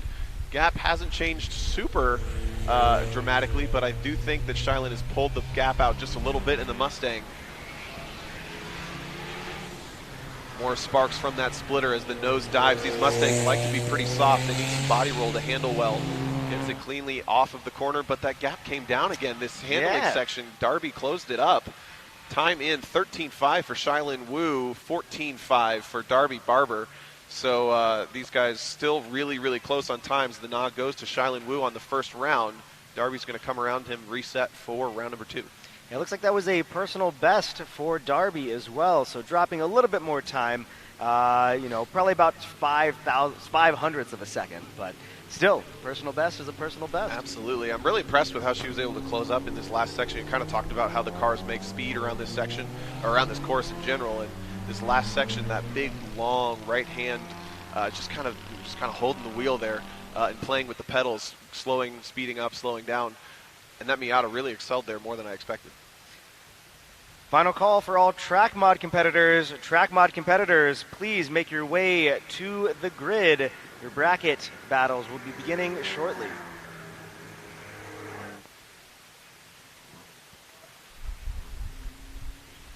All right, gap is established, keeping it pretty similar. Maybe 10 car lengths between these cars. Darby sweeping through. This is where we saw that Miata just excel. No pun intended, right? I don't get it. Accelerate. Oh, yeah. All right, Shailin giving himself a little bit more room than Darby left for herself. Making sure he's got somewhere to go if he finds some speed. Accelerating down towards the hairpin. Shailin looking like he had a little bit of a wobble on the way into that left-hander, but Darby deep on the brakes down into here. You're going to set up super, super wide, but it's easy to use a little too much distance there. Your car's going so slow, you almost just tighten it up, leaving some inside wheel spin, some tire down on the exit of the hairpin down the back straight. No clear advantage right now. These guys keeping a pretty similar gap, deep on the brakes down into the sweeper, and watch the sparks fly off the Mustang. Darby looking really good, using all the track, but intentionally nice and clean, not hustling the car to keep it on. Shailin looking a little more on the edge. Nice drone shot there from the Specialty Field Productions team. As Darby comes around the sweeper, about to take the final corner. Looks like that gap is actually pretty close. I'm going to say Darby's. Yeah, no, a little she holds sideways onto it. there. Keep going, keep going. That might have cost her just enough. I think so. That was still, it's still pretty close, but Darby Barber 15.5, Shailin Wu 13.6. Man, she was absolutely on the way to taking the win on that second battle, I think. But she sets PB on the first round. Shailin Wu will take the win in round 1 of the Street Modified Battle Brackets and move on to face Alex Moss in the Turbo K24 S2000 in round 2. All right, also unlimited cars as well as track mod cars. Please make your way to the grid if you are in this round of brackets in an unlimited or a track mod car. please report to the grid. Yeah, we're getting down to that. We don't have as many drivers in these faster classes, but we're going to see cars of completely radical prep levels at this point, moving on to the track modified bracket and then into unlimited. Looks like we have another hardship lap for Jace Houghton in that unlimited Evo, but then we're going to move on to a number of bye rounds for the track mod brackets. Only 3 rounds in the first section here. Ronnie Solomon and Brian Blaine, I think, are going to be our first battle. Rolling into pit lane now, we're going to catch Darby Barber with Jared Deanda. She goes personal best, puts on a show, almost had that round 2 with that big slide. Jared's catching her now. Right on, thanks, Tom. As going to have some words with Darby here. First of all, I apologize for calling you Darby Parker, Darby, whatever your name is, Darby Barber. You got your personal best on the first lap, but on the second one, man, you were coming in humming. You lost it a little bit there. No, I was really bummed. I made a mistake on the first one too. Instead of going to 4th, I went to 6th, and I was like, you know, so I couldn't fix it then, so I just stayed in 6th and I fogged, and I made a mistake on both laps, but you know, it could always be better. Well, again, congratulations on just putting on a good show there. So, but Wu gets the win. I'm gonna have some words with him. Again, a great show out there, but this whoosh Ford Mustang. Man, you got a front row view. She was cooking into that last corner there, but you got the fastest lap on both of them. She got her personal best on the first, but you kept it together. How hard is it to just, you got to be perfect every single turn? No, you can't make any mistakes. That's right. Her car is really tiny, so she's really good at those little turns. My car is a little heavier, although I have more power, but it's really hard to handle this car in this tight track. And then on the second run, I actually lost 4th gear, so I was having a little trouble getting into gear on that big left straight there, but I was lucky enough to catch up to her. All right, congratulations. The Whoosh Mustang moves on. Back up to you guys.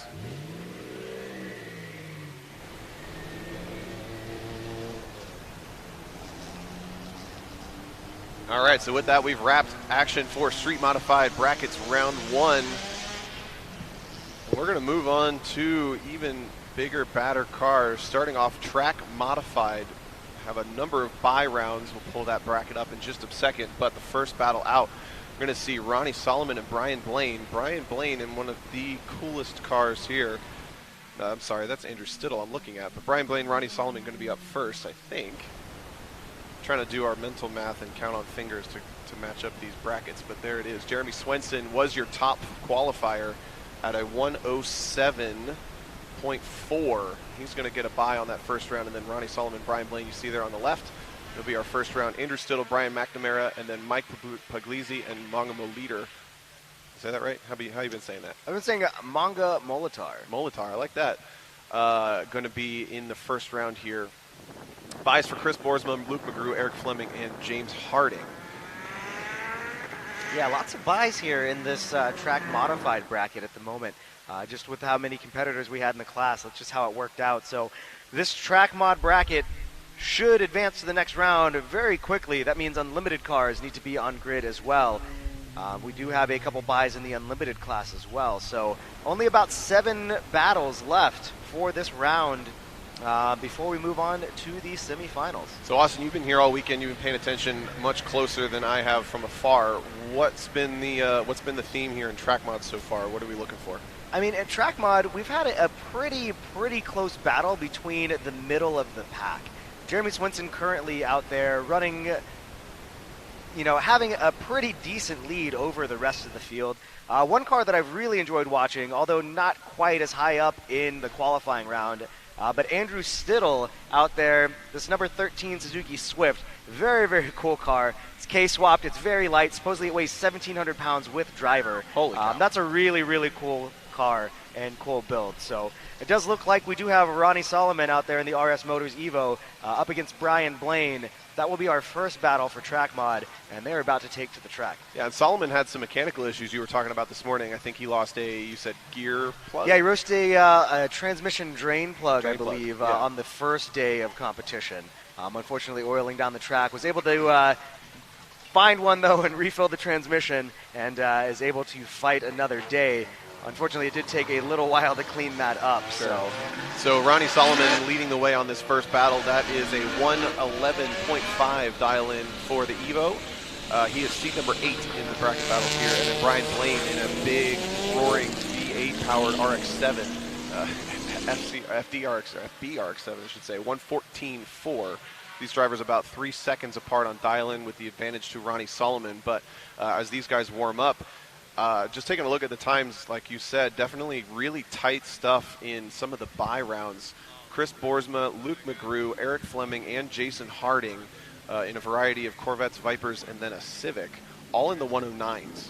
But then Jeremy Swenson, you've got him in the 107s. He's really stepped his game up with that Corvette this year. Everywhere he goes, he's at the top of the timesheets, not just for track mod, but for overall times as well.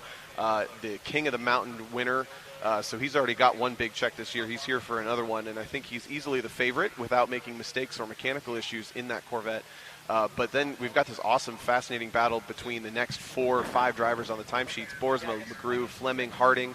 We can throw the Suzuki Swift in there. He's not far off at a 110 with a 3.4 Swift. So I think we're going to see some cool action in the track modified brackets. But look at this, our first battle coming around into the stadium section to start their first round. Ronnie Solomon, Brian Blaine, very different cars. Evo versus V8 powered classic RX-7 in full America theme.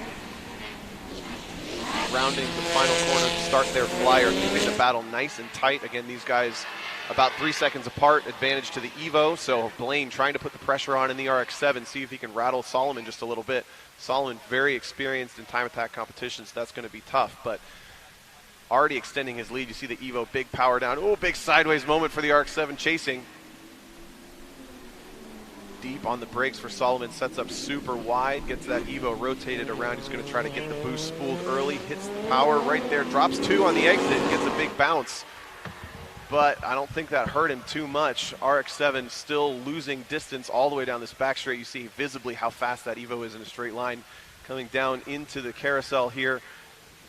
Super late apex, on power early. See if he uses any dirt. Nope, keeps it clean this time up over the crest. And visibly now the RX-7 dropping back. Solomon opens up this left-hander into, oh, big drift on entry. How is he initiating drifts on entry in a time attack car? That's nice for Brian Blaine. He's pushing the RX-7 hard, but Solomon looking clean, tight. He gets the brakes woed up. Wide turn in. Clean acceleration. Times down. Solomon 12.5. Blaine 113.9. So the win by 1.3 seconds to Ronnie Solomon. Style points, though, for Brian Blaine. That was a good one to watch. And Blaine, personal best by a half second on that round. So Blaine now going to take the lead. If he can keep that exuberance up, that might actually dissuade Solomon from getting too close, I might think.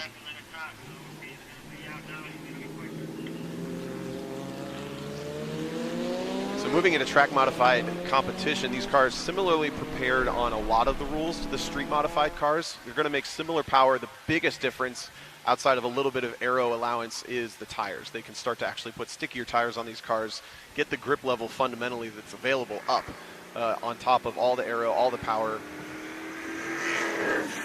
You know, it's interesting. Tire technology has kind of changed over the years. Now we're actually seeing street tires that are actually just as good as some of the older R-compound tires that a lot of the track mod competitors might be running. I know last year we actually saw a couple competitors like Chris Boersma and stuff like that in track mod actually running a street tire in track mod because they actually found that it was faster. Yep. So interesting time to be kind of in the tire game with some of this stuff. The other thing that track mod allows is bigger tires.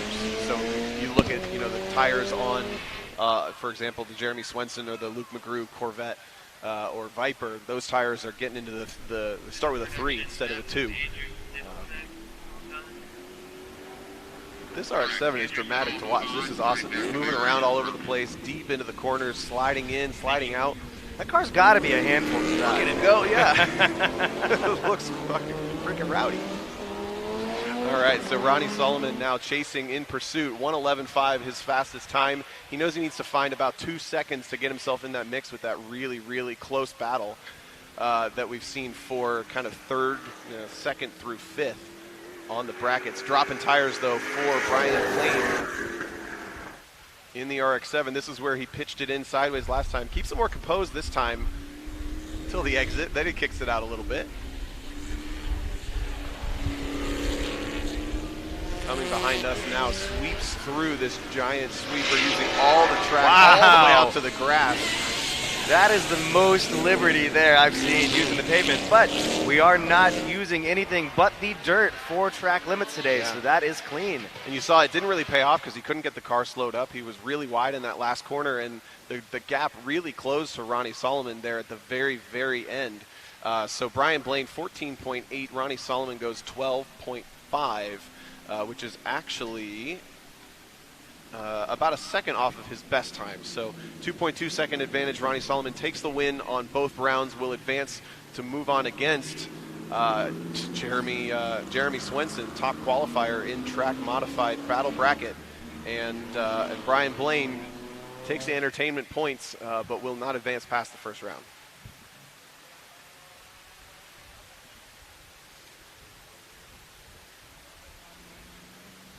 All right, looks like next up we're going to see Andrew Stittle. And actually, I see some other cars out there at the moment. So it looks like Jason Harding is out there. Yeah, these are buy runs. These guys with the buy runs are given the option to go out and see the track like anybody else gets to. So that's a good choice. First of all, make sure the car's running properly. Get yourself back in the mentality of competition. This is the big day. But you also get to warm the tires up. We get these buy runs. Jared is with our good buddy, Brian Blaine. All right, so a good effort out there, man, but the smile on your face says it all. Oh, yeah, it was a great time. I knew there wasn't a great chance I was going to come away with this one with a victory, but I figured I could at least put on a good show. Yeah, this thing's a hot rod, man. Thanks for showing up, man. Really appreciate it. All right, so we'll get with Ronnie here. Ronnie, in this vehicle, this thing is obviously a hot rod. You're humming, man. You're getting a little loose out there. The drift session's in a little bit. You're cooking. Yeah, I've been changing online a little bit and finally got it to rotate, and didn't expect it, but it's getting better. Well, right on. Congratulations. You're moving on. I believe you're going against Swenson in the next bracket. Congratulations, you guys. All right, so again, we got a bunch of buy runs on track. Guys taking the opportunity to see the course this morning. Like you said, we've got the Corvette of Eric Fleming out there. We also have Andrew Stittle on a buy because Brian McNamara did not show up for grid, which means our last battle of the track modified bracket, I believe, is going to be Michael Puglisi versus Scott Molitor. Evo versus Impreza. These guys dialed in at a 110.7 for Puglisi, 114.4 for Molitor. So the nod for Puglisi going into it, but as we've seen consistently already, just in first rounds today, anything can happen. And then, Puglisi, one of those drivers that's kind of knocking on the door of those 109s, where we have that awesome battle for second fastest time in track modified. He's going to be looking for anything with a 9 in that second slot. Good look at the K24. Is it a K24 Turbo? I think it is. I believe it has I believe it has a front mount intercooler. All right, so that is there it is, the Suzuki Swift 110.6. He was actually the 6th seed and absolutely within striking distance of those cars in the 109s. Eric Levine just relaying to me that Suzuki Swift is actually K20 supercharged. So it's not a K24 swap. It is a K swap, but it does have a supercharger. Unlimited cars, though, track mod bracket is just about done. Unlimited cars, you need to be on grid now. Limited cars, please make your way to the grid. All right, taking a look now, our last track modified round 1 bracket battle. That is Michael Puglisi, Scott Molitor. Both of these cars, you look at them immediately, it's a time attack car. These are not street cars anymore. They're trailered to the track. They are fully, both garage built, I believe, but track bred cars. The Puglisi Evo and then the Molitor Impreza. Again, the nod for Puglisi on pace, 110.7. Molitor 114.4. I have to imagine Puglisi is mostly in the mindset of how am I going to find those 109s? How am I going to find those 108s? Can I even run the 107 that Jeremy Swenson put down? And then Molitor is looking for that upset in the 114s. certainly more to go in that Impreza if he can put it together.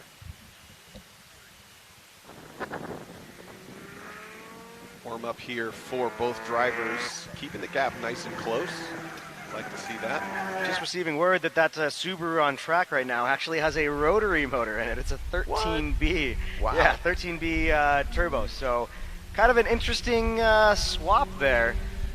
Am I correct in saying in street modified you have to maintain your manufacturer's engine, while in track modified you can go to any power plant from any manufacturer? I believe that's correct. All right, so that's why we're seeing, you know, rotaries and Subarus and V8s and RX-7s here in track modified versus, you know, we saw the K24 swapped S2000 already, but that's a Honda in a Honda, more kosher in the street class. On to hot laps. Puglisi leads, Molitor chases. Man, and look, you can actually see the heat radiating off of both of those cars right now. It's nice to have these high-def cameras, man. More sparks off of the splitter on the front of that Evo. Looking nice and tight and tidy. Yeah, Mike Puglisi has been campaigning that car for years and years, and it keeps getting faster and faster. So this should be an interesting battle, though. Probably one of the more unique builds, though, that Scott Molitor's GC Subaru. I didn't even know that it had that swap in it. I was wondering why it didn't quite sound like a Subaru. Yeah. I just figured they did something interesting with the exhaust. Really cool idea, but I think Puglisi's visibly started to extend that gap out almost to double what it started, deep on the brakes into the final corner. Sparks fly on the way in. He's a little wide, so he's definitely pushing hard to see if he can find those 109s. We haven't seen a lot of these cars find pace on their first run. I say that. He goes 109.9, so personal best for Puglisi, and makes me eat my shoe just a little bit. Another personal best also for Scott Molitor, 113.7, so a 3.7 second win for Mike Puglisi, but both drivers go personal best. Puglisi finds his way into the 109s, and that's going to put him solidly in the mix with everybody else who got a bye round. Jason Harding was P2 in this battle bracket at 109.2. That puts Puglisi only 7/10 off of that. He's positioning himself for being able to advance nicely into this track mod battle bracket. Guys swap roles here. Molitor now takes the lead in the rotary Subaru.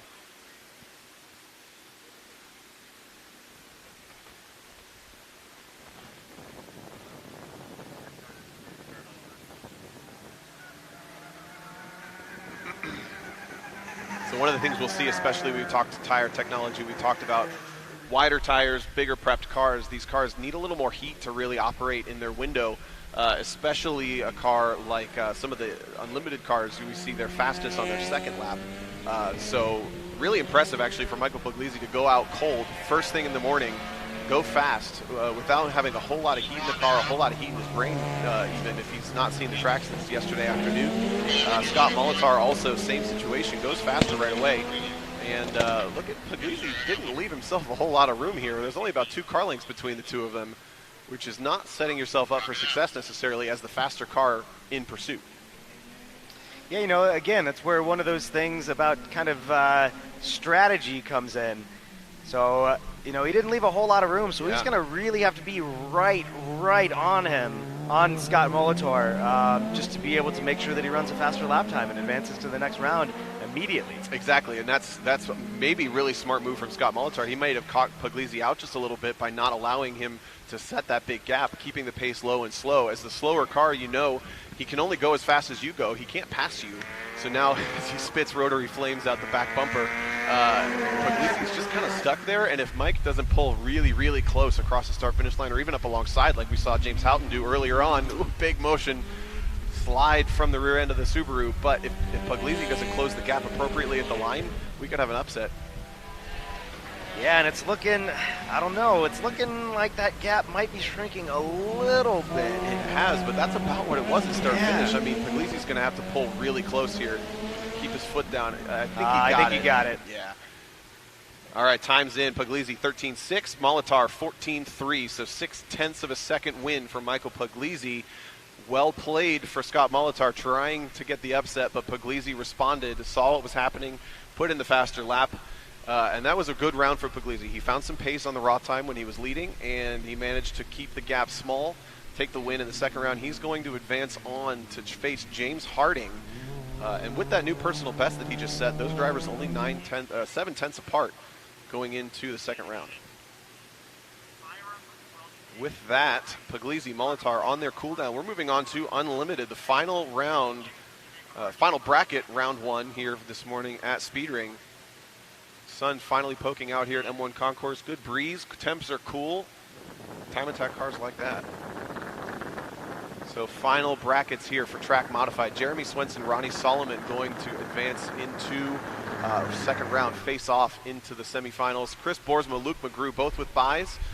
They get to see the track for the first time in round 2. Eric Fleming, and Andrew Stittle both took advantage of buy runs to see the track this morning. They will face off against each other, and then Michael Puglisi and James Harding rounding out the final 8 there in track modified.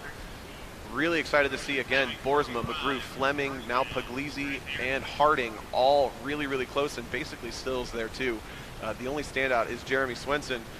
Deanda is with that round. What do you, I mean, again, you're bringing such a unique car to this event, but do you like the format? Do you enjoy it? I love it. I wouldn't change anything about it. Unfortunately, Puglisi, he's a tough battle here for you. Yeah, first time out. Just want to thank everybody for coming out and checking this out. Motovici put on a great event. Just happy to be a part of it. I appreciate it. Love the positivity. Puglisi will come around to you. And again, said your name quite a bit, we said your name quite a bit in all the track battle videos, but a unique car out there, but you put it together, man. Yeah, actually this is my fastest time of the weekend. The car just came together. We were late tuning the car at like 3 a.m. I didn't get home until like 5 on Wednesday nights, and then we had to load up and get the car out here. We had all this prep work to do, and the car's starting to move forward, and the nut behind the wheel is getting faster. So. That's great, man. Well, again, I don't know who you go against, but you are advancing on and maybe moving one step closer to getting some cash. That would be awesome. All right. Congratulations, Puglisi. Moving on, back up to you guys. Yeah, good round again for Puglisi as he rolls back to paddock, and we're moving on to Unlimited, final bracket of this morning. Top time into battle bracket. We have 4 drivers getting buys this round. Richard Boak, no stranger to the top of the timesheets here at Speedring or anywhere else in that Can-Jam Evo. He's a 103.1. Did a 102 last year. So that 102.3, I believe, which I believe is still the fastest production car lap time that's ever been run here. Yeah, absolutely. So he's going to have a bye. We have James Houghton, Andy Smedegard, and another guy named James Houghton, all with buys in the first round. So first battle, you're taking a good look at it right there. Dan Kroll in the Subaru, Grant Walker in the Mazda with probably the most extreme aero you're ever going to see. I think he doubled the weight of that NA Miata with aerodynamics. Just bolted onto it. Really cool looking car. These guys dialed in 2/10 apart. These guys seated 8th and 9th. This is going to be an awesome battle. Pretty good gap between these drivers. Dan Kroll 112.0, Grant Walker 112.2 in the Miata. And now we're getting into where we really have to talk about reliability. Unlimited cars, these are super high strung. They're on the grippiest tires. These cars do not typically have to run lap after lap after lap after lap, except here at Speedring. Right. Traditionally in time attack, you can run a lap time during any portion of the event. Sometimes they're 2 days, sometimes they're 3 days. And all through that, no matter when you run it, that is where the standings come from. Now with bracket battles, like you were saying, Tom, you really have to make sure the car can handle a hot lap, a cool down lap, another hot lap. And I mean, it's not just a decently hot lap, it's got to be a flyer. So especially for these 2 drivers right here, this is going to be our closest battle in this portion of the brackets as far as seed times go. So only 0.2 of a second between these 2 drivers. Also look at the IAG Subaru rounding the final corner, looking to put power down and then a mechanical advantage. Miata right behind. Times coming across just now, 1:11.2 for Dan Kroll. Oh, and he goes across the line and into the wall. Grant Walker 1:13.3, so Kroll with the win, but something happened there as he crossed the line. Now, he did cross the line, so technically this is a cool down and reset lap. So if he's able to pull the car out and inspect it and be good to go again, he'll be able to run that second portion of this battle. And if he can win that one, he'll take it. and move on to the next round. I don't know. Do you know if the 4 off counts on the cooldown lap? I believe in previous years it has not. We do need to get some clarification from Adam Jubei. Best news is he's still driving the car. The car doesn't look too bad. It would have taken the impact on the driver's side. We'll take a good look at it here.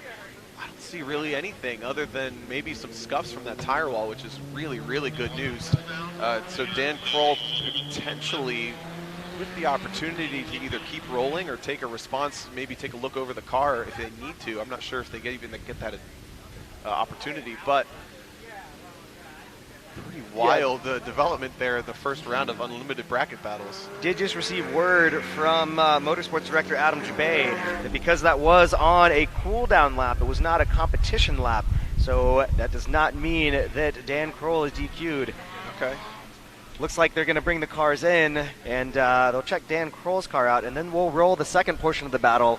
But we're going to go ahead and move on in the brackets just to save a little bit of time. Looks like we've got David Calzada in that K24 swap Miata up against Jonathan Finstrom.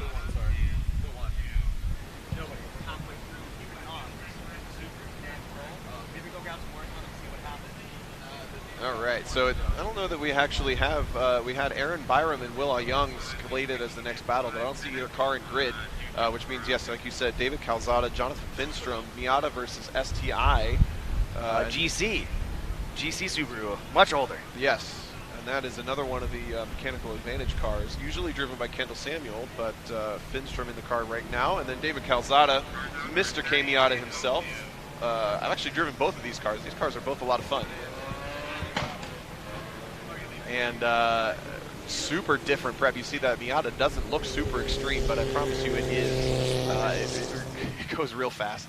And then Jonathan Finstrom, I'm not sure how much seat time he really has in this car, but big power out of that mechanical advantage. That's the Slumdog. And then lovingly known as Slumdog Millionaire. Yeah, exactly. Dial-ins for Calzada, 111.0. Finstrom, 113.3. Not too far off of one another with the advantage to Calzada, but again, if Finstrom doesn't have a ton of time in this car, he may have big time gain just out of learning more and getting more opportunity to try stuff. Still sitting behind us, Kroll and Walker. I saw thumbs up from Kroll as he rolled in, so that's good news. We're going to reset that battle and continue on to round 2.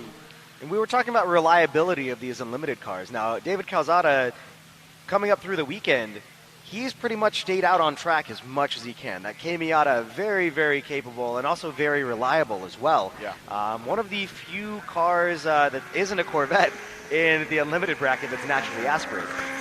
So able to put down some decent power, and it's going to make it a little bit more reliable as we go through the brackets. Now this battle could become very close depending on how well Jonathan Finstrom is feeling in the car. Obviously it's not his car. He has borrowed that car for the weekend and is running it. But I think if any, if history is any indication, that car is very capable. And if Jonathan Finstrom can string together a lap, he may be able to bounce David Calzada out of the bracket. Totally agree. You see a pretty good gap. I think Finstrom, smart call to leave himself some space. If he gets comfortable and is feeling some speed, he's got somewhere to go with it. He's not going to run into the back of Calzada too quickly. Calzada, like you said, naturally aspirated. It's K24 in that car, but it's pushing over 300 horsepower. He's on some Avon slicks. That car's got tons of grip, plenty of power. This is its downfall, if anything, down this big long straightaway. You see the big Aero Subaru closing in from behind. Yeah, and from that look, it looks like that Subaru was able to close that gap I pretty agree. significantly on the back straight. We may be back in a situation like we saw with Darby Barber and Charlene Wu, where that Miata is going to shine just at the very end of this lap. And sure enough, we throw a couple corners into the mix, and the Miata looks like it's already started to extend that lead back out. David Calzada with a wiggle off of the right-hander into the left-hand sweep. Runs a little bit wide, but keeps it on the track. Nice and healthy there. Finstrom still in this one, depending on how quickly that car gets off the final corner. Calzada pushing wide, going for the momentum. Ooh, big slide from Finstrom, but he closed it up. Some smoke. Calzada 111.8, but check it out. Finstrom 111.4, even with that big slide. Well done, but lots of smoke. That doesn't look healthy. Looks like that's coming from the front passenger side. Could be a radiator overflow. It is gray smoke. Well, it's looking a little more black now. I can't quite tell what it is. Hopefully it's just something simple like a, coolant overflow or something. But if I recall, that might be an exhaust. The exhaust might come out of the front fenders on that car. Okay. I'm trying to take a look, but they're swapping. It looks like Finstrom's going to keep it up. Can't quite tell.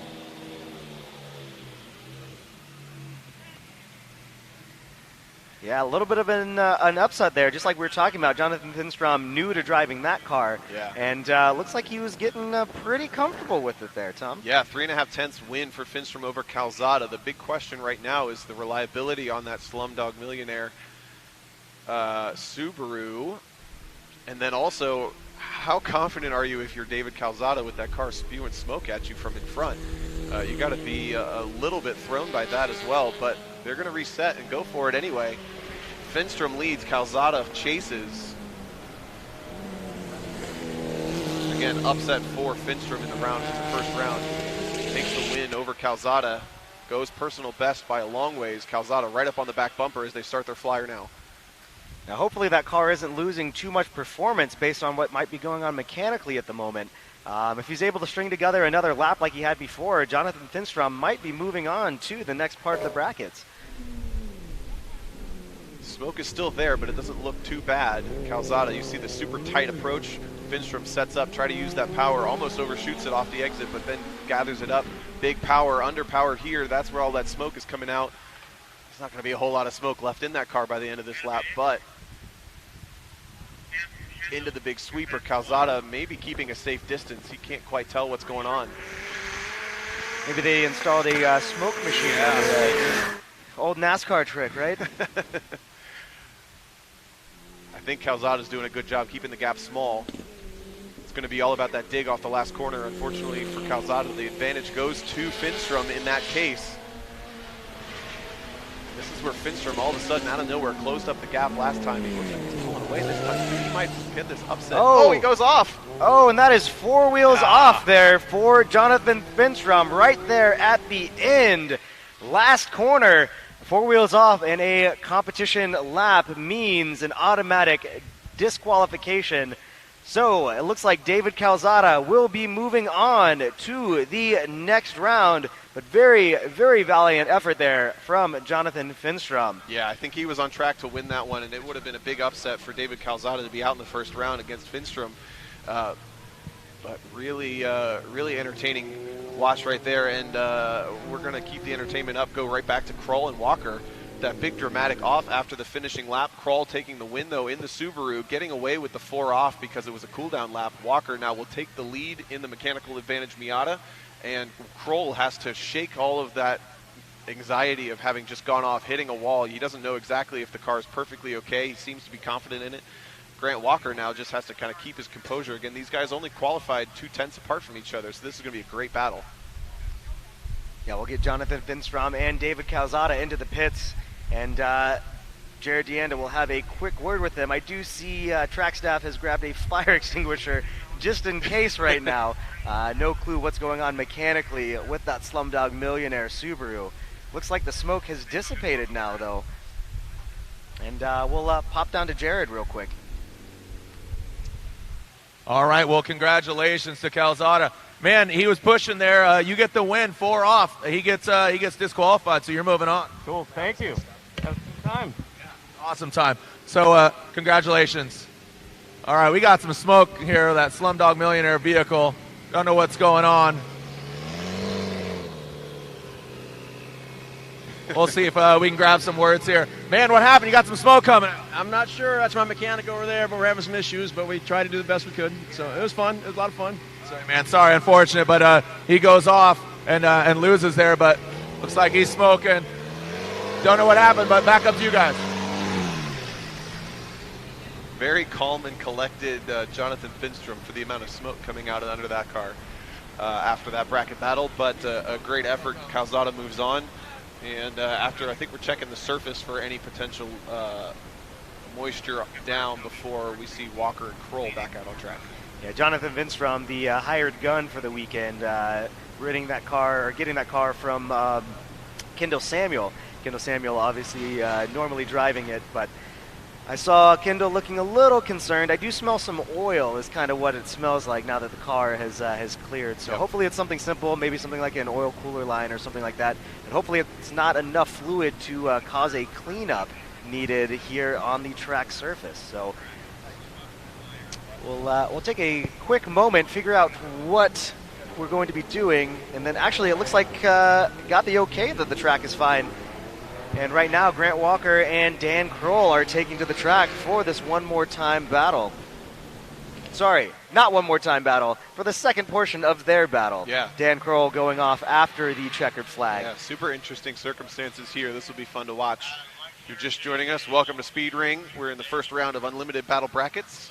These guys headed out for round 2 with some unusual circumstances, but there you see Grant Walker leading, Dan Kroll chasing. Walker trying to run away, Kroll trying to chase, close that gap up just a little bit. We saw in the first round Dan Kroll took the win, but had something happen crossing the finish line, ended up off the track, bouncing off the tire wall lightly in the first corner after the start-finish line. They came in, checked over the car. Because it was on a cool-down lap, it's completely okay for him to go back out and attempt round number 2. Kroll with the win and with the slight advantage on dial-in, but Walker is right there. We're going to finish off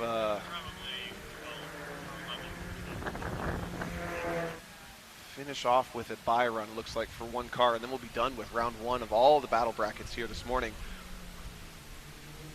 Walker Kroll back in front of us now, sweeping into what I've been calling the stadium section. We are sitting right where he is now.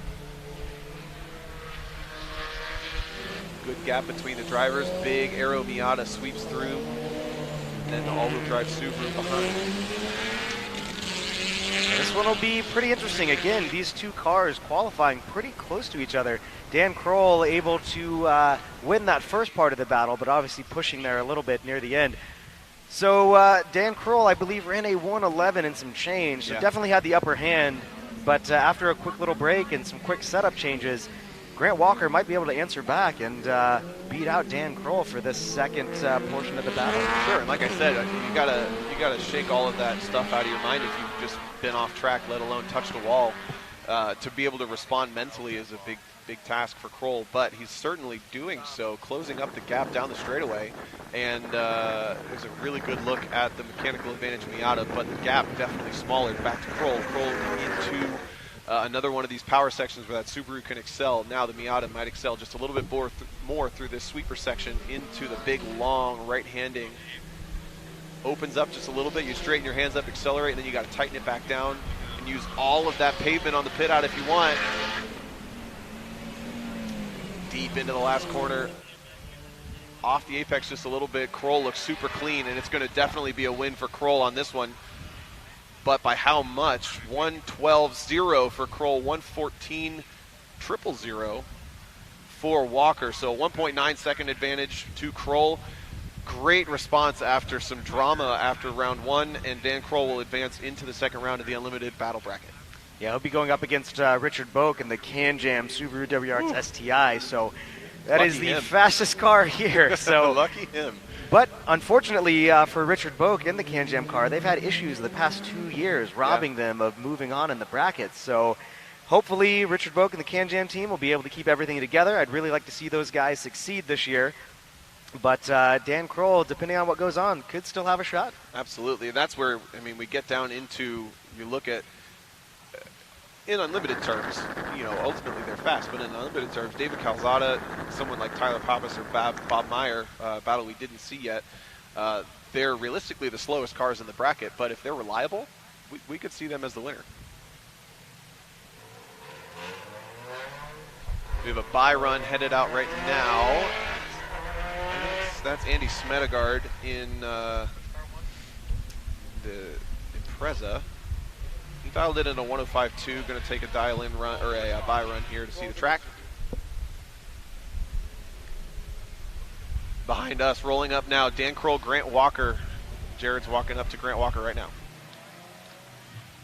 All right, sorry, man. Just didn't put it together here. But if you would have won, you would have gone against the fastest car. Now he's going against him. Yeah, the car's feeling pretty good chassis-wise, but we're just having some power issues. We're going to get that resolved. Looks like a little smoke, too, so we're pushing it pretty hard. All right, man. Thank you.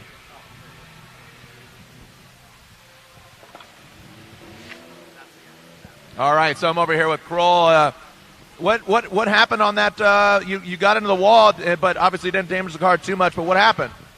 Yeah, I had a little bit of a mechanical issue with the rear brakes, locked them up and went into the wall. So luckily I was able to drive the car out and just tried to get my head back in it and jump back into this battle and got the win.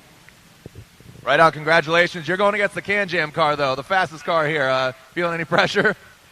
Yeah, it's definitely going to be a little bit of a challenge, but I'll give it all I got. Right on, give it all you got. There we go. Back up to you guys.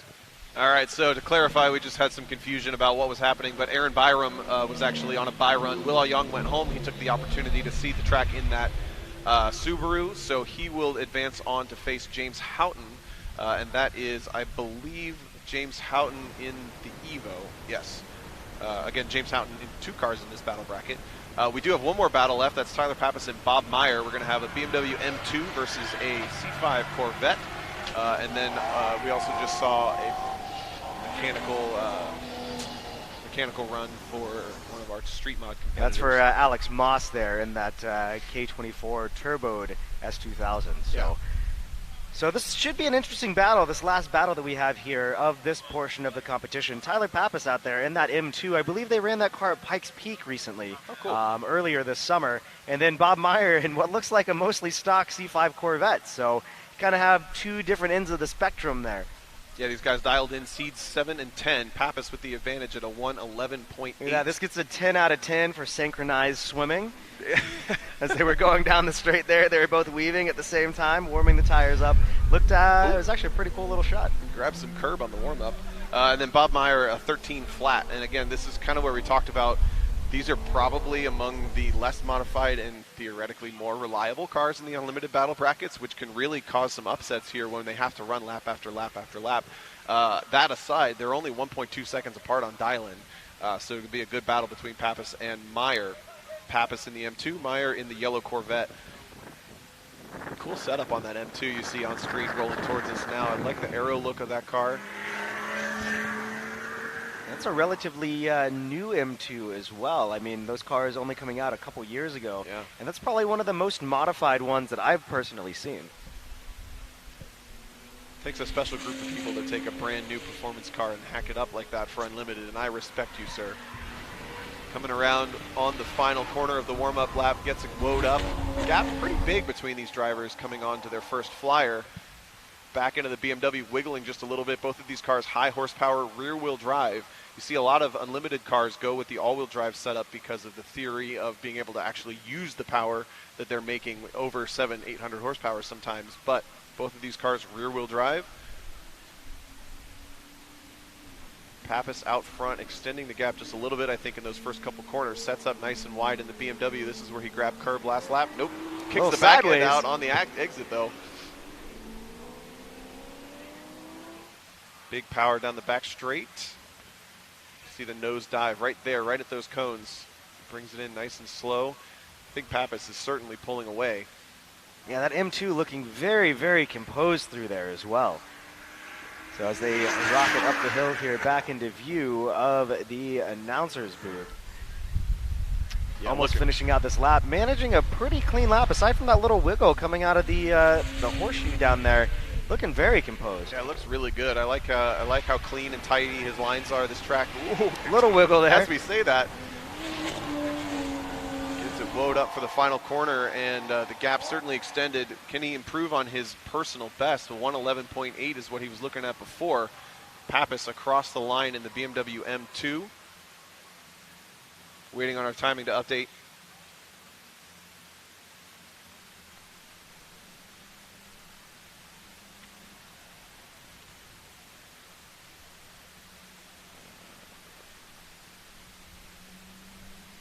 Yeah, still waiting on some lap times here, but if I had to guess, I would hand that one to Tyler Pappas, just from what it looked like.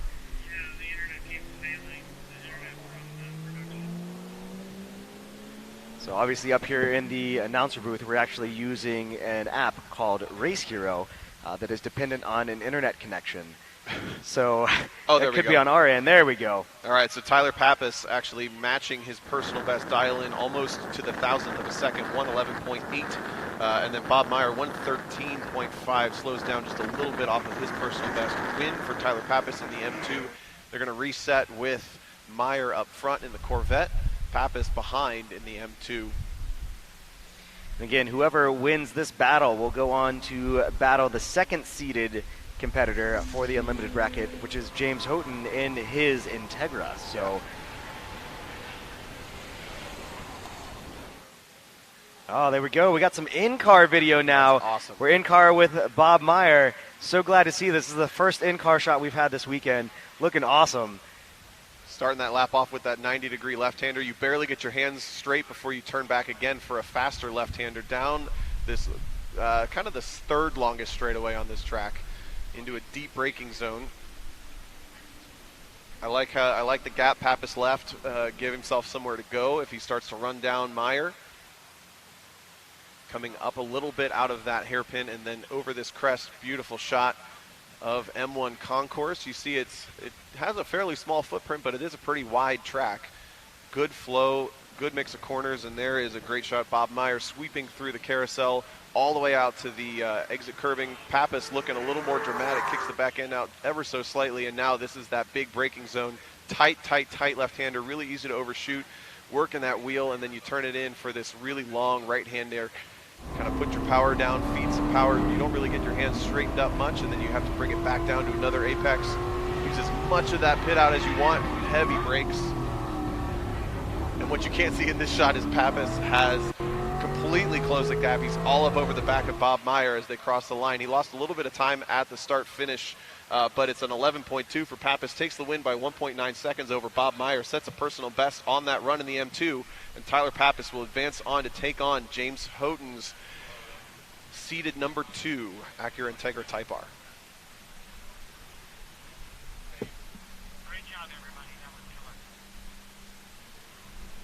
All right, looks like we will have some drift cars rolling out on track here. Probably pull Jared Deanda back up here in just a moment. We're going to take a quick break, but real quick, you can see how the Unlimited bracket is shaking up right now. Richard Boak will be going up against Dan Kroll. Aaron Byram up against James Houghton in the Evo. Andy Smedgard up against David Calzada. Tyler Pappas in that M2, who you just saw take the win over Bob Meyer, who will be up against James Houghton in the Integra. So should be a very good second round battle going on, but congratulations to Tyler Pappas. I think we'll see if Jerry can get a quick word with him when he comes in. And drift cars to grid, drift cars to grid. Drift session is up next.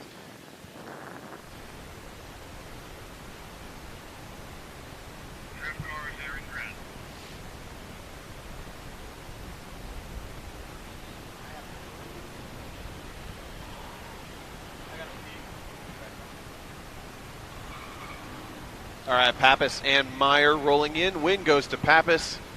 Jared's going to grab him, get his thoughts about going up against seed number 2, James Houghton. Congrats, man. Tyler, it says send it on your back bumper there. Congratulations, man. You put it together. You're moving on. You're in the Unlimited class, but, man, how do you think you're going to stack up against the competition? I don't know, man. We've been fighting all weekend to get some speed against some of these guys, and later on this afternoon we're going against one of the best guys here, one of the most well-developed cars that are in this paddock. So I'm not too hopeful, but I did have fun this weekend, and we're just really enjoying ourselves, so we'll be definitely back next year. Hey, don't give up just yet, man. Anything can happen. The pressure's on. You got to be perfect 2 laps. Oh, I'm still going to send it. There you go. That a boy. All right, congratulations, Tyler. Keep it moving. As now the course is going to be filled with some drift cars. They're going sideways on purpose. Thanks for joining us out of here, Speeding. Remember, this is Speeding presented by Motovicity. Also, want to keep in mind, when we move on to the next bracket battles, you need to be prepared because we have less cars. It's going to go fast. We want to find out who wins the cash here at Speedring, presented by Motovicity. Tomo, back up to you. Awesome stuff. Yeah, with that, we've wrapped up round 1 of the battle brackets. Lots of great driving, lots of great action. You can see the schedule there. We are back for the semifinals and quarterfinals at 1:20 p.m. Eastern. We're live on the Grid Life and Speedring Facebook page. We're live on the Speedring and Grid Life YouTube channels. Come back, hang out with us. Got more great battles, cars we haven't seen yet because of buy rounds. Super excited to see how the rest of this unfolds. For Austin Cabot, I'm Tom O'Gorman, Jared Deanda. Thanks for tuning in, guys. We'll see you at 1:20 p.m. Eastern from M1 Concourse. Speed Ring presented by Motovicity.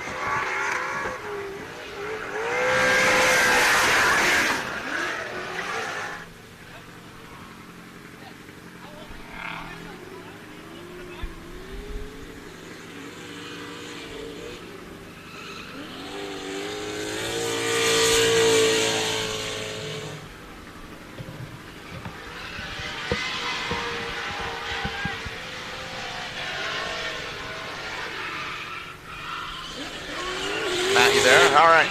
Everybody, if again, we are still live, baby. The Speed Ring. That is Chris the Force Forsberg, 3-time Formula Drift champion, out in his party car. That is what has been deemed a drift taxi. We literally have that Can Jam drift taxis, throwing in some more shotgun riders, but 4-seaters, more smiles for more miles. This is just the expression session, just having some fun out here, but notable names. Chris Forsberg, Riley Sexsmith out here in his Formula Drift Pro vehicle. That's the NV Auto 2JZ powered Toyota 86. Oh, look at homeboy, local homeboy here. He popped his engine, actually had some engine issues. He changed it out. Look, he's back here on Sunday. Sunday fun day for the boys. And contrary to popular belief, there are laws when you're drinking claws. So don't get it. Whoa, buddy. Getting a little sketchy there on that turn 1. My name's Jared Dienda, alongside Tom McGorman, Austin Cabot calling the action there with the bracket battles. But when it comes to drifting, it's kind of my field of expertise. Just talking about it, not being about it. Yeah, there we are. How we doing? So again, Austin, how we doing, man? That bracket battle, really exciting. Now we got a little bit of drifting action. Yeah, it's a really beautiful day out here at M1 Concourse. You're a very beautiful man as well. Thank you. You too. I copied your haircut. Yeah, you used to have hair. You were like Rapunzel. Now you're chopped high and tight. And you donated that. If you didn't know, Austin a couple years ago, he had long hair like Jonathan Woolley over there. Wasn't dreaded, but definitely. But you donated your hair to Locks of Love, was it? I don't know exactly where my wife sent it, but she looked to see who didn't profit off of it, and gave it to them. So. All joking aside, that is true though. Yeah, because they can make sweet wigs that some woman could be rocking your hair right now. That's true. Maybe I'll start growing it out again. Yeah, I think they're taking beard hair too now. Oh, really? No, I'm joking. I don't know about that. Dang it. I need to get some. Maybe we can trade. I need a more gracious beard. Yeah. All right, so Chris Forsberg pulls in. Again, a lot of these local guys out here having fun. This M1 Concourse, this is a track that isn't normally open to the public. So basically Motovicity putting it together, the Speed Ring, 3rd year ever. Had a great party last night celebrating their actual garage that they have here. Pretty awesome party. Some hot dogs and some beers and some good times. But right now the party is on track. No competition here, just a little expression session, as I like to call it, in that Tire Slayer. Love this RX-7. Great looking car. Again, always have a soft spot for the FCs. We were talking about it yesterday. You don't see too many RX-7s out there on the road that much anymore, especially an FC. But, a very, very good looking car. Maybe not quite as good looking as the FD. Yeah. The FD kind of overshadows it a little bit, but I still have a soft place in my heart for those FCs. I love FCs. Again, I told you my perfect build would be a FC with a Coyote engine. That'd be my fun party car. As Riley Sexsmith here again, this is a pro-built, pro-prepared vehicle. Just last weekend in Texas, the 2JZ powered NV Auto 8086 on Achilles tires. Riley Sexsmith and the NV Auto team from Canada. And Riley putting it down. Having fun. Again, 1.5 miles. That's the length of this course. They have to cruise right along that start line. That's where the timing loop is, so don't want to rip up the cables. And I believe Forsberg will be heading back out here in a little bit as well. Now he's throwing in some lucky shotgun rides. Yeah, what do you think of that Can Jam drift taxi out there? Dude, love it. Speaking of it, I believe I think they just came went into by, view, right? Yeah. Yeah. No, I love that thing. And again, they're super nice.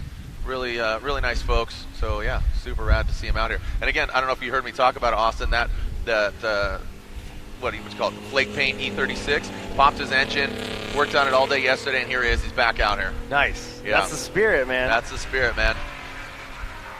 For sure. I like the drift intermission. Them there drifters just out here having fun. Get progressing over the years. Again, loops it. Maybe losing some tire there. Just getting a little slick. FC coming into pit. Maybe getting some fresh rubber or a shotgun ride. I think for those FCs, man, I'd take a red one. Just like red FC? Yeah, Turbo man. 2? Yeah. With the gold graphics, I believe. I think they're gold graphics on there, even with the red. Are they really? I think so. Don't Nice. quote me on that. There's that Can Jam drift taxi. Yeah. So this Forester 2.5. Dragging a little side skirt there. Yeah, the EJ 2.5 built huge turbo on the thing. You see the massive turbo. That's why It almost sounds NA because it just takes a long time for that thing to boost up. But once, yeah, look at that traction. You running the same Subaru Trans, just drop those front axles, making it rear-wheel drive. Yeah, well, it does look like it's working buddy. pretty well. About to lose that skirt there. Style points. Again, it's not a competition. The Can Jam team yelling at the style points.